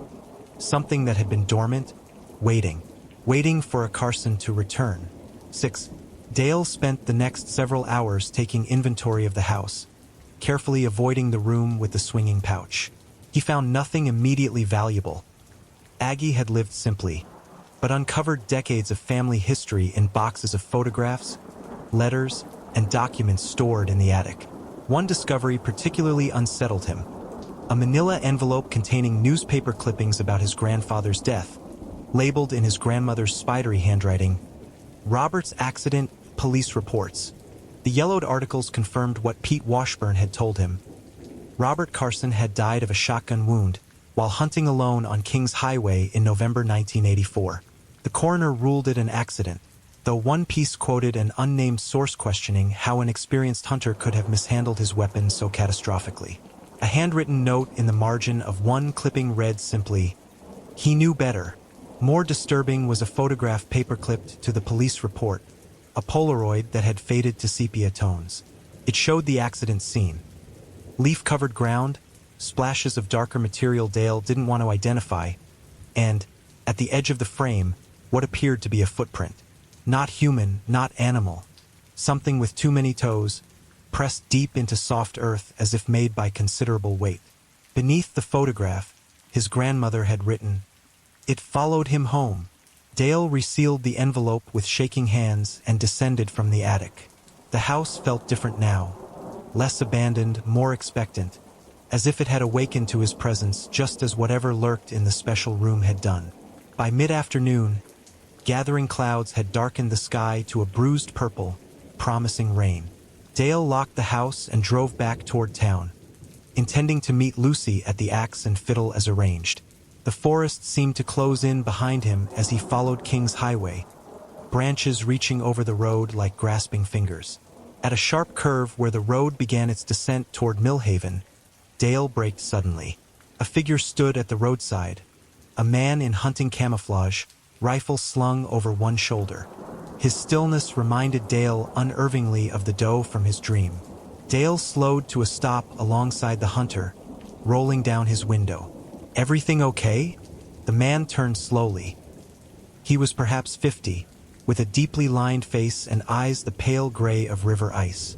"You're on private property," he said, his voice flat. "I was at my grandmother's house, Agatha Carson's place." Something flickered in those pale eyes. Aggie's boy's boy, not a question. "That's right, Dale Carson." The hunter studied him with unsettling intensity. "You planning to stay?" "Just for a few days, to sort out her affairs." "Best make it quick." The hunter shifted his rifle to his other shoulder. "Bad things happen on King's Highway come full dark." "So I've heard." Dale hesitated. "Did you know my grandfather?" "Robert Carson." The man's expression hardened. Everyone knew Bobby Carson, and what he brought back from the ridge that night. "What do you mean, brought back?" Instead of answering, the hunter pointed up the road, back toward Dale's grandmother's house. "You see lights up there at night, you don't investigate. You don't stop. You drive straight to town. Understand?" Before Dale could respond, the man turned and walked into the woods, disappearing between the trees with unnatural quickness. Dale stared after him, skin prickling, before putting the car in gear and continuing toward town. The first fat raindrops hit his windshield as he pulled into Millhaven's main street. 7. The Axe and Fiddle occupied a narrow brick building wedged between the closed post office and an abandoned hardware store. Its windows glowed amber against the prematurely dark afternoon, and a wooden sign depicting a battle axe crossed with a violin creaked on rusted chains above the door. Inside, the bar was surprisingly welcoming. Polished wood, brass fixtures, a fireplace crackling at the far end. Only a handful of patrons occupied the tables. An old woman knitting something shapeless and gray, two middle-aged men playing chess, and in a corner booth, Lucy Frost. She spotted Dale immediately and raised a hand in greeting. A canvas messenger bag sat on the table before her, along with 2 pint glasses of dark beer. "Thought you could use this," she said as he slid into the booth opposite her. "You look like you've seen a ghost." "Not a ghost," Dale replied, taking a grateful sip of the stout. "But definitely something." He recounted his visit to the house, the room with its swinging pouch, the vision that had seized him when he touched it, and finally the hunter on King's Highway. As he spoke, Lucy's expression grew increasingly troubled. "That would be Harlan Meeks," she said when he described the hunter. "He patrols the woods around King's Highway like he owns them. Used to be the game warden before the county eliminated the position. Now he's just watching." "For what?" Lucy glanced around the bar, then reached into her messenger bag and withdrew a leather-bound book about the size of a trade paperback. Its cover was worn smooth by handling, the spine reinforced with electrical tape. No title marked its exterior, but a familiar symbol had been burned into the leather, interconnected circles forming a pattern like a Celtic knot. "Your grandmother's journal," Lucy said, sliding it across the table. "She started it the night your grandfather died and kept it until 3 days before her own passing." Dale ran his fingers over the cover, careful not to open it yet. "Why give it to me? Why not my father?" She tried. "Years ago." He refused to even touch it. Lucy took a deep breath. "Dale, before I give you this, I need to know. Have you experienced anything strange since she died? Dreams? Visions? A feeling of being called?" The stout turned bitter on Dale's tongue. "How did you know about the dreams?" "Because Aggie told me they would come, that the connection would seek the next Carson." Lucy's hands trembled slightly as she reached across the table, not quite touching him. "Your family has an obligation, a pact made long before you were born." Thunder rumbled outside, rattling the windows. The lights in the bar flickered once, twice, then stabilized. "What kind of pact?" "Open the journal. Start at the beginning." Lucy pushed it closer to him. "But not here. Take it back to the inn. Read it there." "Why not here?" Lucy's eyes darted to the windows, where rain now lashed in sheets against the glass. "Some words shouldn't be read aloud. Some names shouldn't be spoken. Not in Millhaven." "You're starting to scare me, Lucy." "Good." Her smile was grim. "You should be scared. Your grandmother was. That's why she spent 40 years doing what she did, to keep it contained, to keep the bargain." "What bargain?" Dale demanded, louder than he intended. Several patrons glanced their way. Lucy leaned closer, her voice dropping to a whisper. "The one your grandfather broke. The one that cost him his life." Before Dale could press further, the bar's door banged open.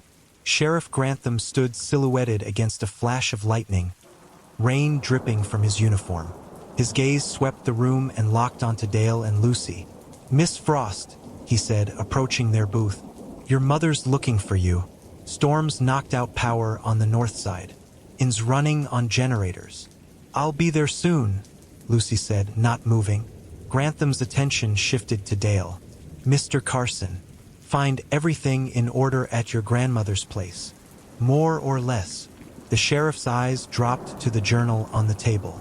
Something like alarm crossed his features before he masked it. "Planning some light reading?"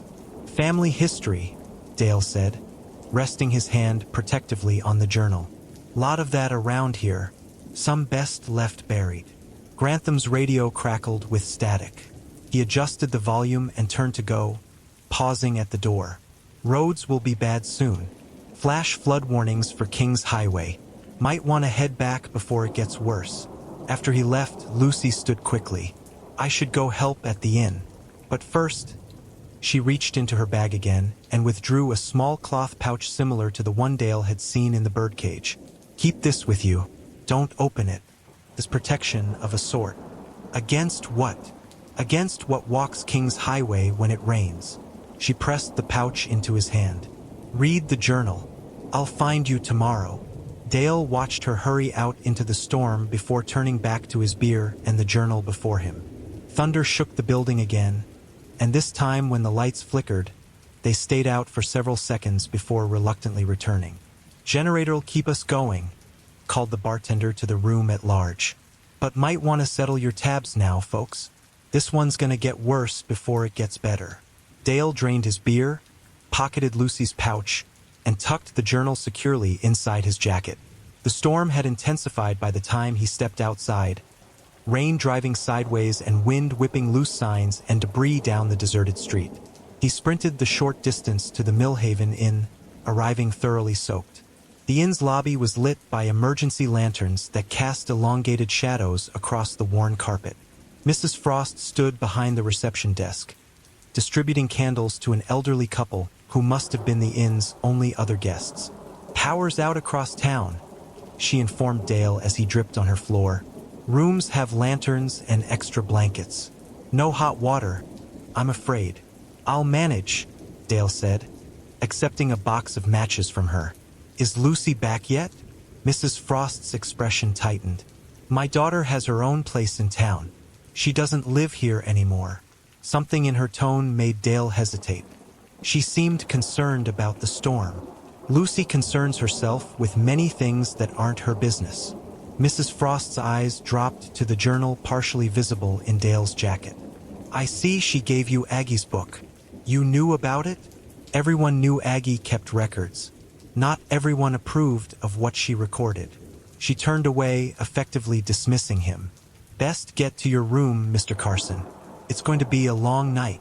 Dale climbed the stairs by the light of a battery-powered lantern, the journal a weight against his chest that felt heavier with each step.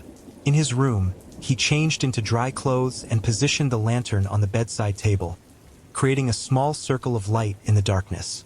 Outside, the storm had reached a crescendo, rain hammering against the window like desperate fists seeking entrance. He placed Lucy's pouch beside him on the quilt, then opened the journal to its first page. The handwriting was cramped but legible, written in faded blue ink. November 17th, 1984. Robert is dead. The bargain is broken. I have done what I could to contain the consequences, but I cannot undo what he unleashed. The old ones are stirring on the ridge. I've sealed the house as best I can, but the protections won't hold indefinitely.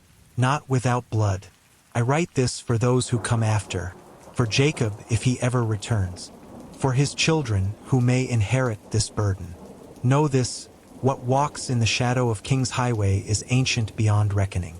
It slumbered beneath the ridge long before the first settlers came. The Abenaki knew of it. They made offerings to keep it dreaming. My grandmother taught me their ways, as her grandmother taught her. Robert broke the circle. He thought the old ways were superstition, the offerings nothing but wasteful ritual. He took what was meant for the dreamer, and in doing so he drew its attention. They say he died by accident, his own gun. But I know what I found beside his body. I know what tracks led back to the ridge. I know what followed him home. Tomorrow I begin the work of mending what was broken. The bargain must be remade. The circle must be closed. The shadow must be contained, or all of Millhaven will pay the price. Gods forgive me for what I must do. Dale turned the page with trembling fingers. The next entry was dated a week later. November 24th, 1984. I have reestablished the boundary. The offering was accepted, though the price was higher than before. 3 chickens and my own blood. I drew the circles as I was taught, spoke the words, felt the ground tremble beneath me. It is appeased for now, but I sense its hunger has grown during its brief freedom. It will not be content with small sacrifices for long. Jacob refuses to speak of his father's death. He's taken Robert's hunting rifle back to Chicago, though I begged him to let me destroy it. He thinks I've gone mad with grief. Perhaps I have, but madness does not explain the tracks that appear on King's Highway after heavy rain. Madness does not explain the missing livestock, the dogs that refuse to stop barking at nothing, the children who speak of a tall man with too many arms who watches from the ridge. I am alone in this vigil, so be it. The Carson blood made this bargain generations ago. Carson blood must maintain it. Lightning flashed outside Dale's window, followed instantly by a thunderclap so powerful it rattled the glass in its frame. The journal slipped from his suddenly numb fingers as his grandmother's words sank in. Carson blood must maintain it. Outside, the rain briefly slackened, and in that moment of relative quiet, Dale heard something impossible, the distant crack of a gunshot from somewhere up King's Highway. Dale's watch showed 3:17 a.m. when he jerked awake, momentarily disoriented by the darkness. The lantern had died, and the storm continued unabated outside. He fumbled for his phone, activating its flashlight function. The blue-white LED beam swept across the room, catching the journal where it had fallen to the floor. He'd read half of it before exhaustion had claimed him around midnight. 40 years of his grandmother's increasingly desperate attempts to maintain what she called the boundary between Millhaven and whatever ancient entity slumbered beneath King's Highway Ridge. The early entries documented monthly rituals, offerings of blood, usually chicken, occasionally her own, carefully drawn symbols of protection, words spoken in a language that seemed to be a mixture of Abenaki and something older. But as the years passed, the offerings grew more frequent, more demanding. The boundary, whatever it was, seemed to be weakening. The final entry, dated just days before her death, chilled Dale to the bone. October 12th, 2024. I am too old. The blood is too thin. The boundary fails. I have seen it in dreams, the shadow stretching across King's Highway, reaching for Millhaven. I have done what I can to prepare the way for what comes next. Lucy understands more than the others, but she lacks the blood connection. It must be family. It must be Carson. Jacob will not come. I have called to him in dreams, but he has built walls against such things. But the grandson, Dale, he has the sight. I have felt him watching across the miles when I work the circles. He will come when I am gone. He must. The pouch is prepared. The journal will guide him. God forgive me for this inheritance. But there is no other way. It stirs. It hungers. Only Carson blood will satisfy one way or another. A sudden gust of wind rattled the window, drawing Dale's attention. He crossed to it, pulling back the curtain. The storm had intensified, if that was possible, rain falling in sheets illuminated by near-constant lightning. In those stroboscopic flashes, King's Highway was visible. A pale slash through dark forest, leading to the ridge that loomed against the sky. And there, unmistakable now, a light moved on the road.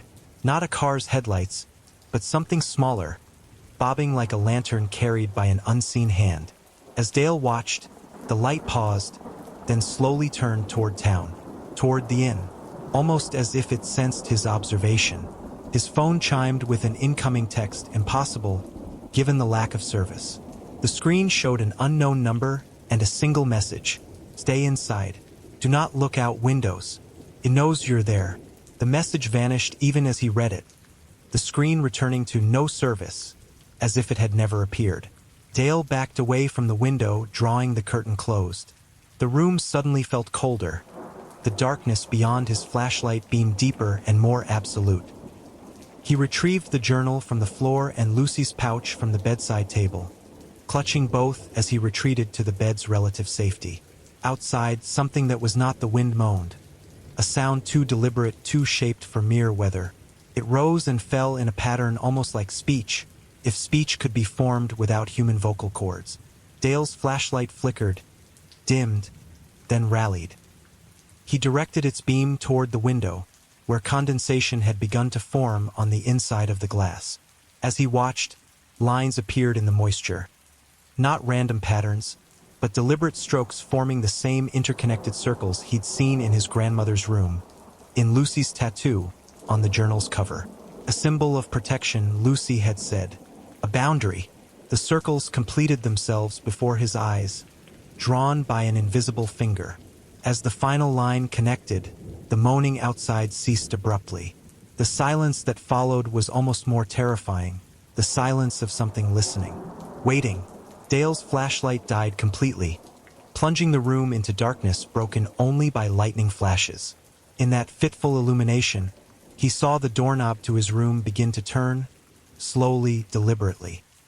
He clutched Lucy's pouch so tightly that whatever was inside pressed painfully against his palm. The metal of the doorknob gleamed as it completed its rotation.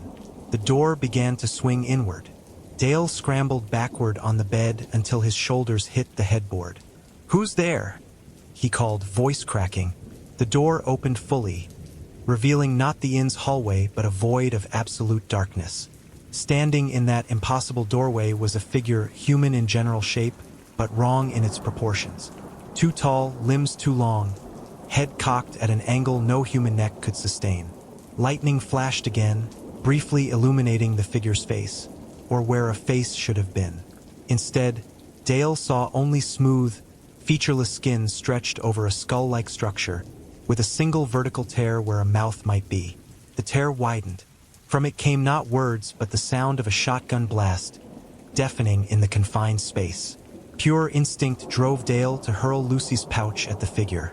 It struck the featureless face and burst open, spilling its contents. A combination of dried herbs, small bones, and what looked like iron filings across the threshold.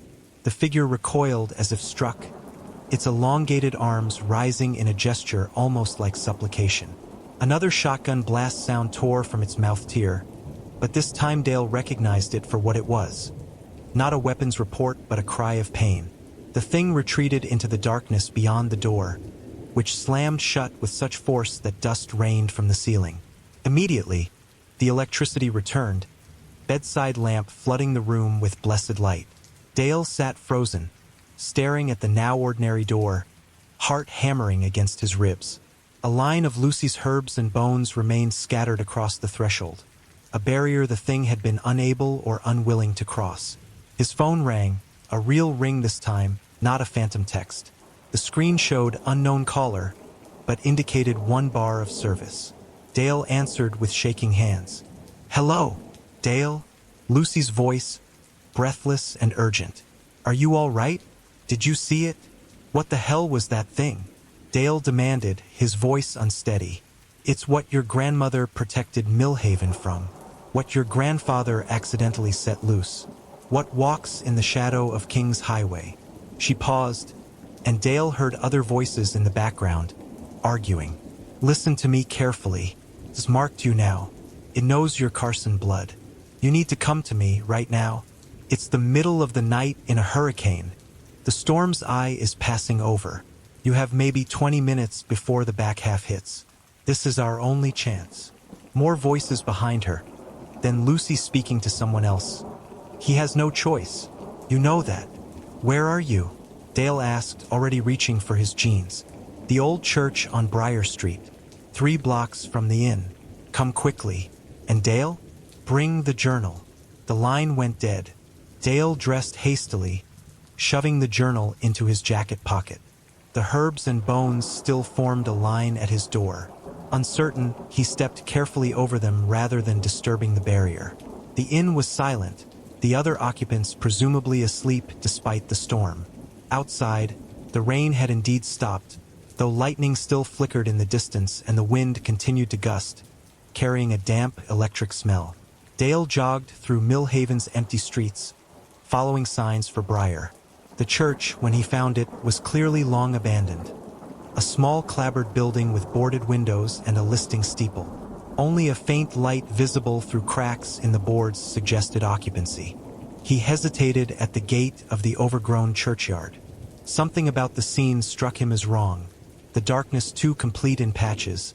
The wind sounded muffled as if the air itself had thickened. His grandmother's voice seemed to whisper in his ear. "The boundary fails. Only Carson blood will satisfy." Before he could retreat, the church door opened, spilling warm light onto the broken flagstones. Lucy stood framed in the doorway, her face pale but determined. "Quickly," she called. "It's coming." Dale pushed through the gate, oddly heavy though it hung from only one hinge, and hurried up the path. Lucy pulled him inside and secured the door with a heavy wooden bar. The church's interior had been transformed. Pews had been pushed against walls, and in the center of the floor, a large circle had been drawn in what looked like white salt or ash. Inside the circle, the now familiar pattern of interconnected circles formed an intricate mandala. Candles burned at strategic points within the design. 5 people stood at the circle's perimeter. An elderly woman Dale recognized as the knitter from the bar, Pete Washburn, the old man who'd spoken of his grandfather's death, the hunter from King's Highway, Harlan Meeks, a teenage boy who must have been the diner's mopper, and most surprisingly, Sheriff Grantham. "You brought him," Grantham said to Lucy, his expression unreadable. "Good. What is this?" Dale demanded, backing toward the door. "What's going on?" Lucy placed a restraining hand on his arm. "The Millhaven Circle. The ones who know. The ones who've helped maintain the boundary since your grandmother grew too weak. We've been expecting you," the elderly woman said, her voice stronger than her frail appearance suggested. "For years now, ever since Aggie foresaw her passing." Dale looked from face to face, finding the same grim certainty in each. "Expecting me for what, exactly?" "To take your grandmother's place," Harlan Meeks said bluntly. "To renew the Carson Pact."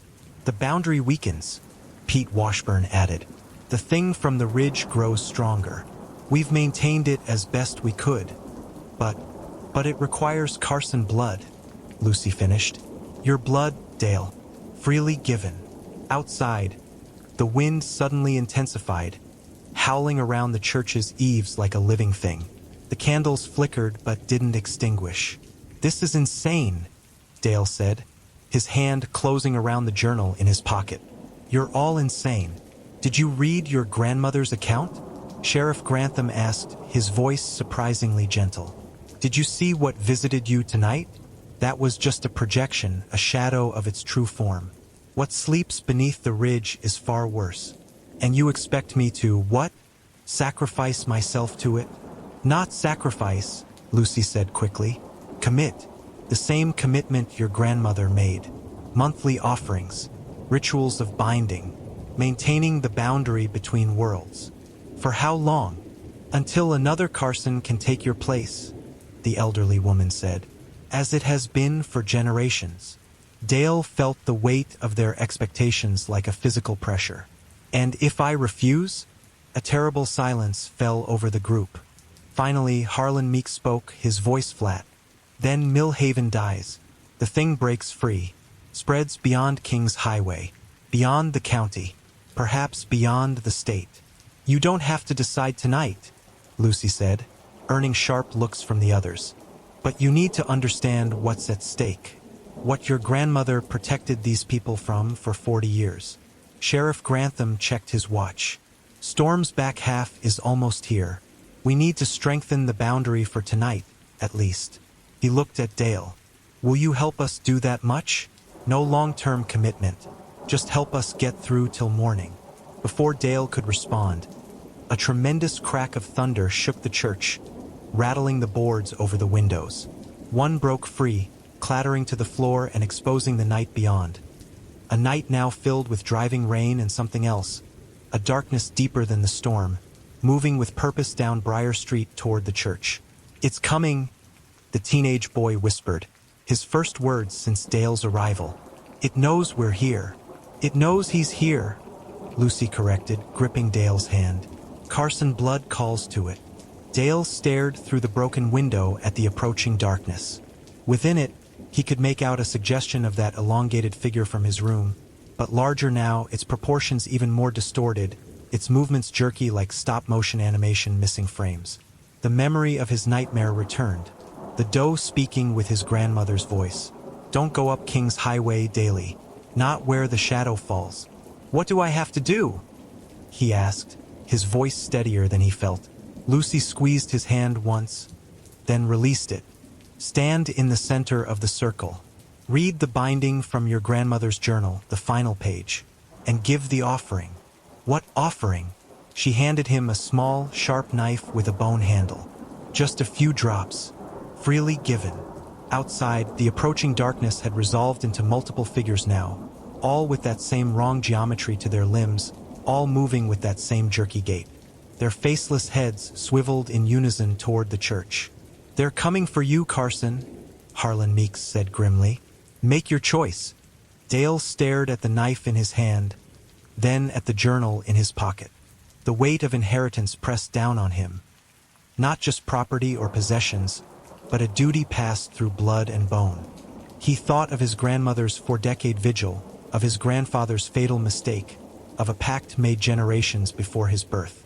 I need to know more, he said, about what happened to my grandfather, about what this thing really is. Pete Washburn stepped forward.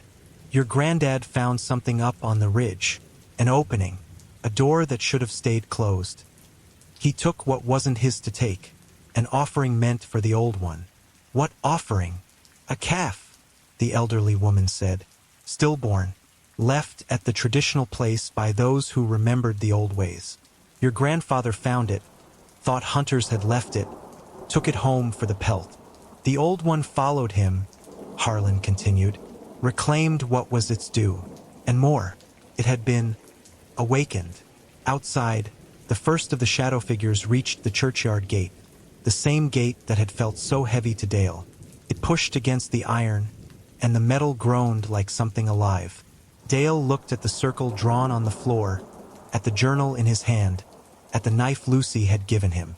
He thought of his grandmother's words, It must be family. It must be Carson. One night, he said finally. I'll help you through one night. Then I want the full truth. Everything. Relief visibly swept through the group. Lucy stepped forward, taking his arm and guiding him to the center of the circle. Read the words exactly as written, she instructed. Don't hesitate or stop, no matter what you see or hear. Dale opened the journal to its final page, where his grandmother's handwriting had grown shakier but remained legible. The passage was written in that same mixture of Abenaki and something older, the phonetics noted carefully beneath each word. Outside, the gate gave way with a screech of tortured metal. The shadow figures poured into the churchyard, moving faster now, their faceless heads all turned toward the church. Begin, Lucy urged, stepping back to the circle's edge. Dale took a deep breath and began to read, the unfamiliar words awkward on his tongue. As he spoke, the candles around the circle flared higher, their flames stretching toward the ceiling. The other members of the circle joined hands, closing a circuit around him. The first shadow figure reached the church door, throwing itself against the wood with a sound like a thunderclap. The heavy bar across the door trembled but held. Dale continued reading, his voice growing stronger as he found the rhythm of the words. The floor beneath the circle began to vibrate subtly, as if responding to the cadence of the binding. More shadow figures reached the church, pressing against windows, searching for entrance. Through the broken window, Dale could see dozens of them now, their elongated limbs moving in impossible ways as they swarmed the building. The words on the page began to glow faintly, as if written in phosphorescent ink. Dale felt something stirring in the air around him, an awareness, ancient and cold, turning its attention toward him like a predator scenting prey. The final words of the binding approached. Lucy called out over the increasingly frantic sounds of the shadow figures trying to breach the church. The offering, Dale! Now! Dale pressed the knife to his palm and drew it across his skin. Blood welled immediately, bright red, shockingly ordinary in the midst of such strangeness. He held his hand out over the center of the circle, allowing several drops to fall onto the interconnected patterns. The effect was immediate and extraordinary.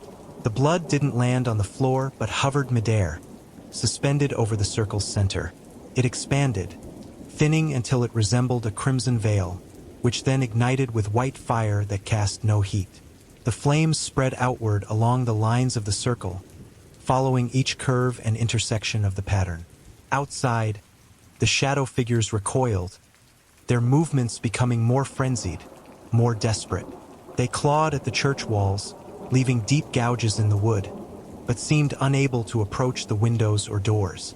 Dale completed the binding, speaking the final phrase with a conviction that surprised him. As the last syllable left his lips, the white fire flashed blindingly bright, forcing him to close his eyes. When he opened them again, the church was silent. The shadow figures had vanished, leaving only the sound of ordinary rain against the roof. The members of the circle sagged visibly, their linked hands dropping to their sides. Sheriff Grantham sank onto a pew, looking suddenly older. "It worked," he breathed. "Thank God. For tonight," Harlan Meeks qualified. "The boundary holds for tonight." "And tomorrow?" Dale asked, cradling his cut hand. "Tomorrow we tell you everything," Lucy promised, approaching with a strip of clean cloth to wrap his wound. "Everything your grandmother knew, everything we know, and then you decide." Dale looked down at the blood-soaked bandage Lucy was tying around his palm, and at the journal in his other hand. The inheritance he'd come to claim was not at all what he'd expected. Not property or possessions, but a burden passed through generations. A duty that could not be escaped. Carson blood must maintain it. "I want to see where it happened," he said suddenly. "Where my grandfather died. Where the boundary is weakest." "King's Highway?" Lucy asked, alarm in her voice. "That's too dangerous, even in daylight. I need to understand what I'm facing, what my grandmother faced, if I'm going to consider continuing her work." Sheriff Grantham and Harlan Meeks exchanged looks. "I'll take him," Harlan said finally. "Tomorrow, when the storm's passed." Dale nodded, his decision made. Whether he would ultimately accept this inheritance remained to be seen, but he knew he could not leave Millhaven yet. Not with questions unanswered, not with the shadow of King's Highway still looming over the town his grandmother had protected for 40 years. Outside, the storm began to abate, rain softening to a gentle patter against the church roof. But somewhere in the distance, from the direction of the ridge, came a sound like no natural thunder. A long, low moan of frustration and hunger, rolling across Millhaven like a promise.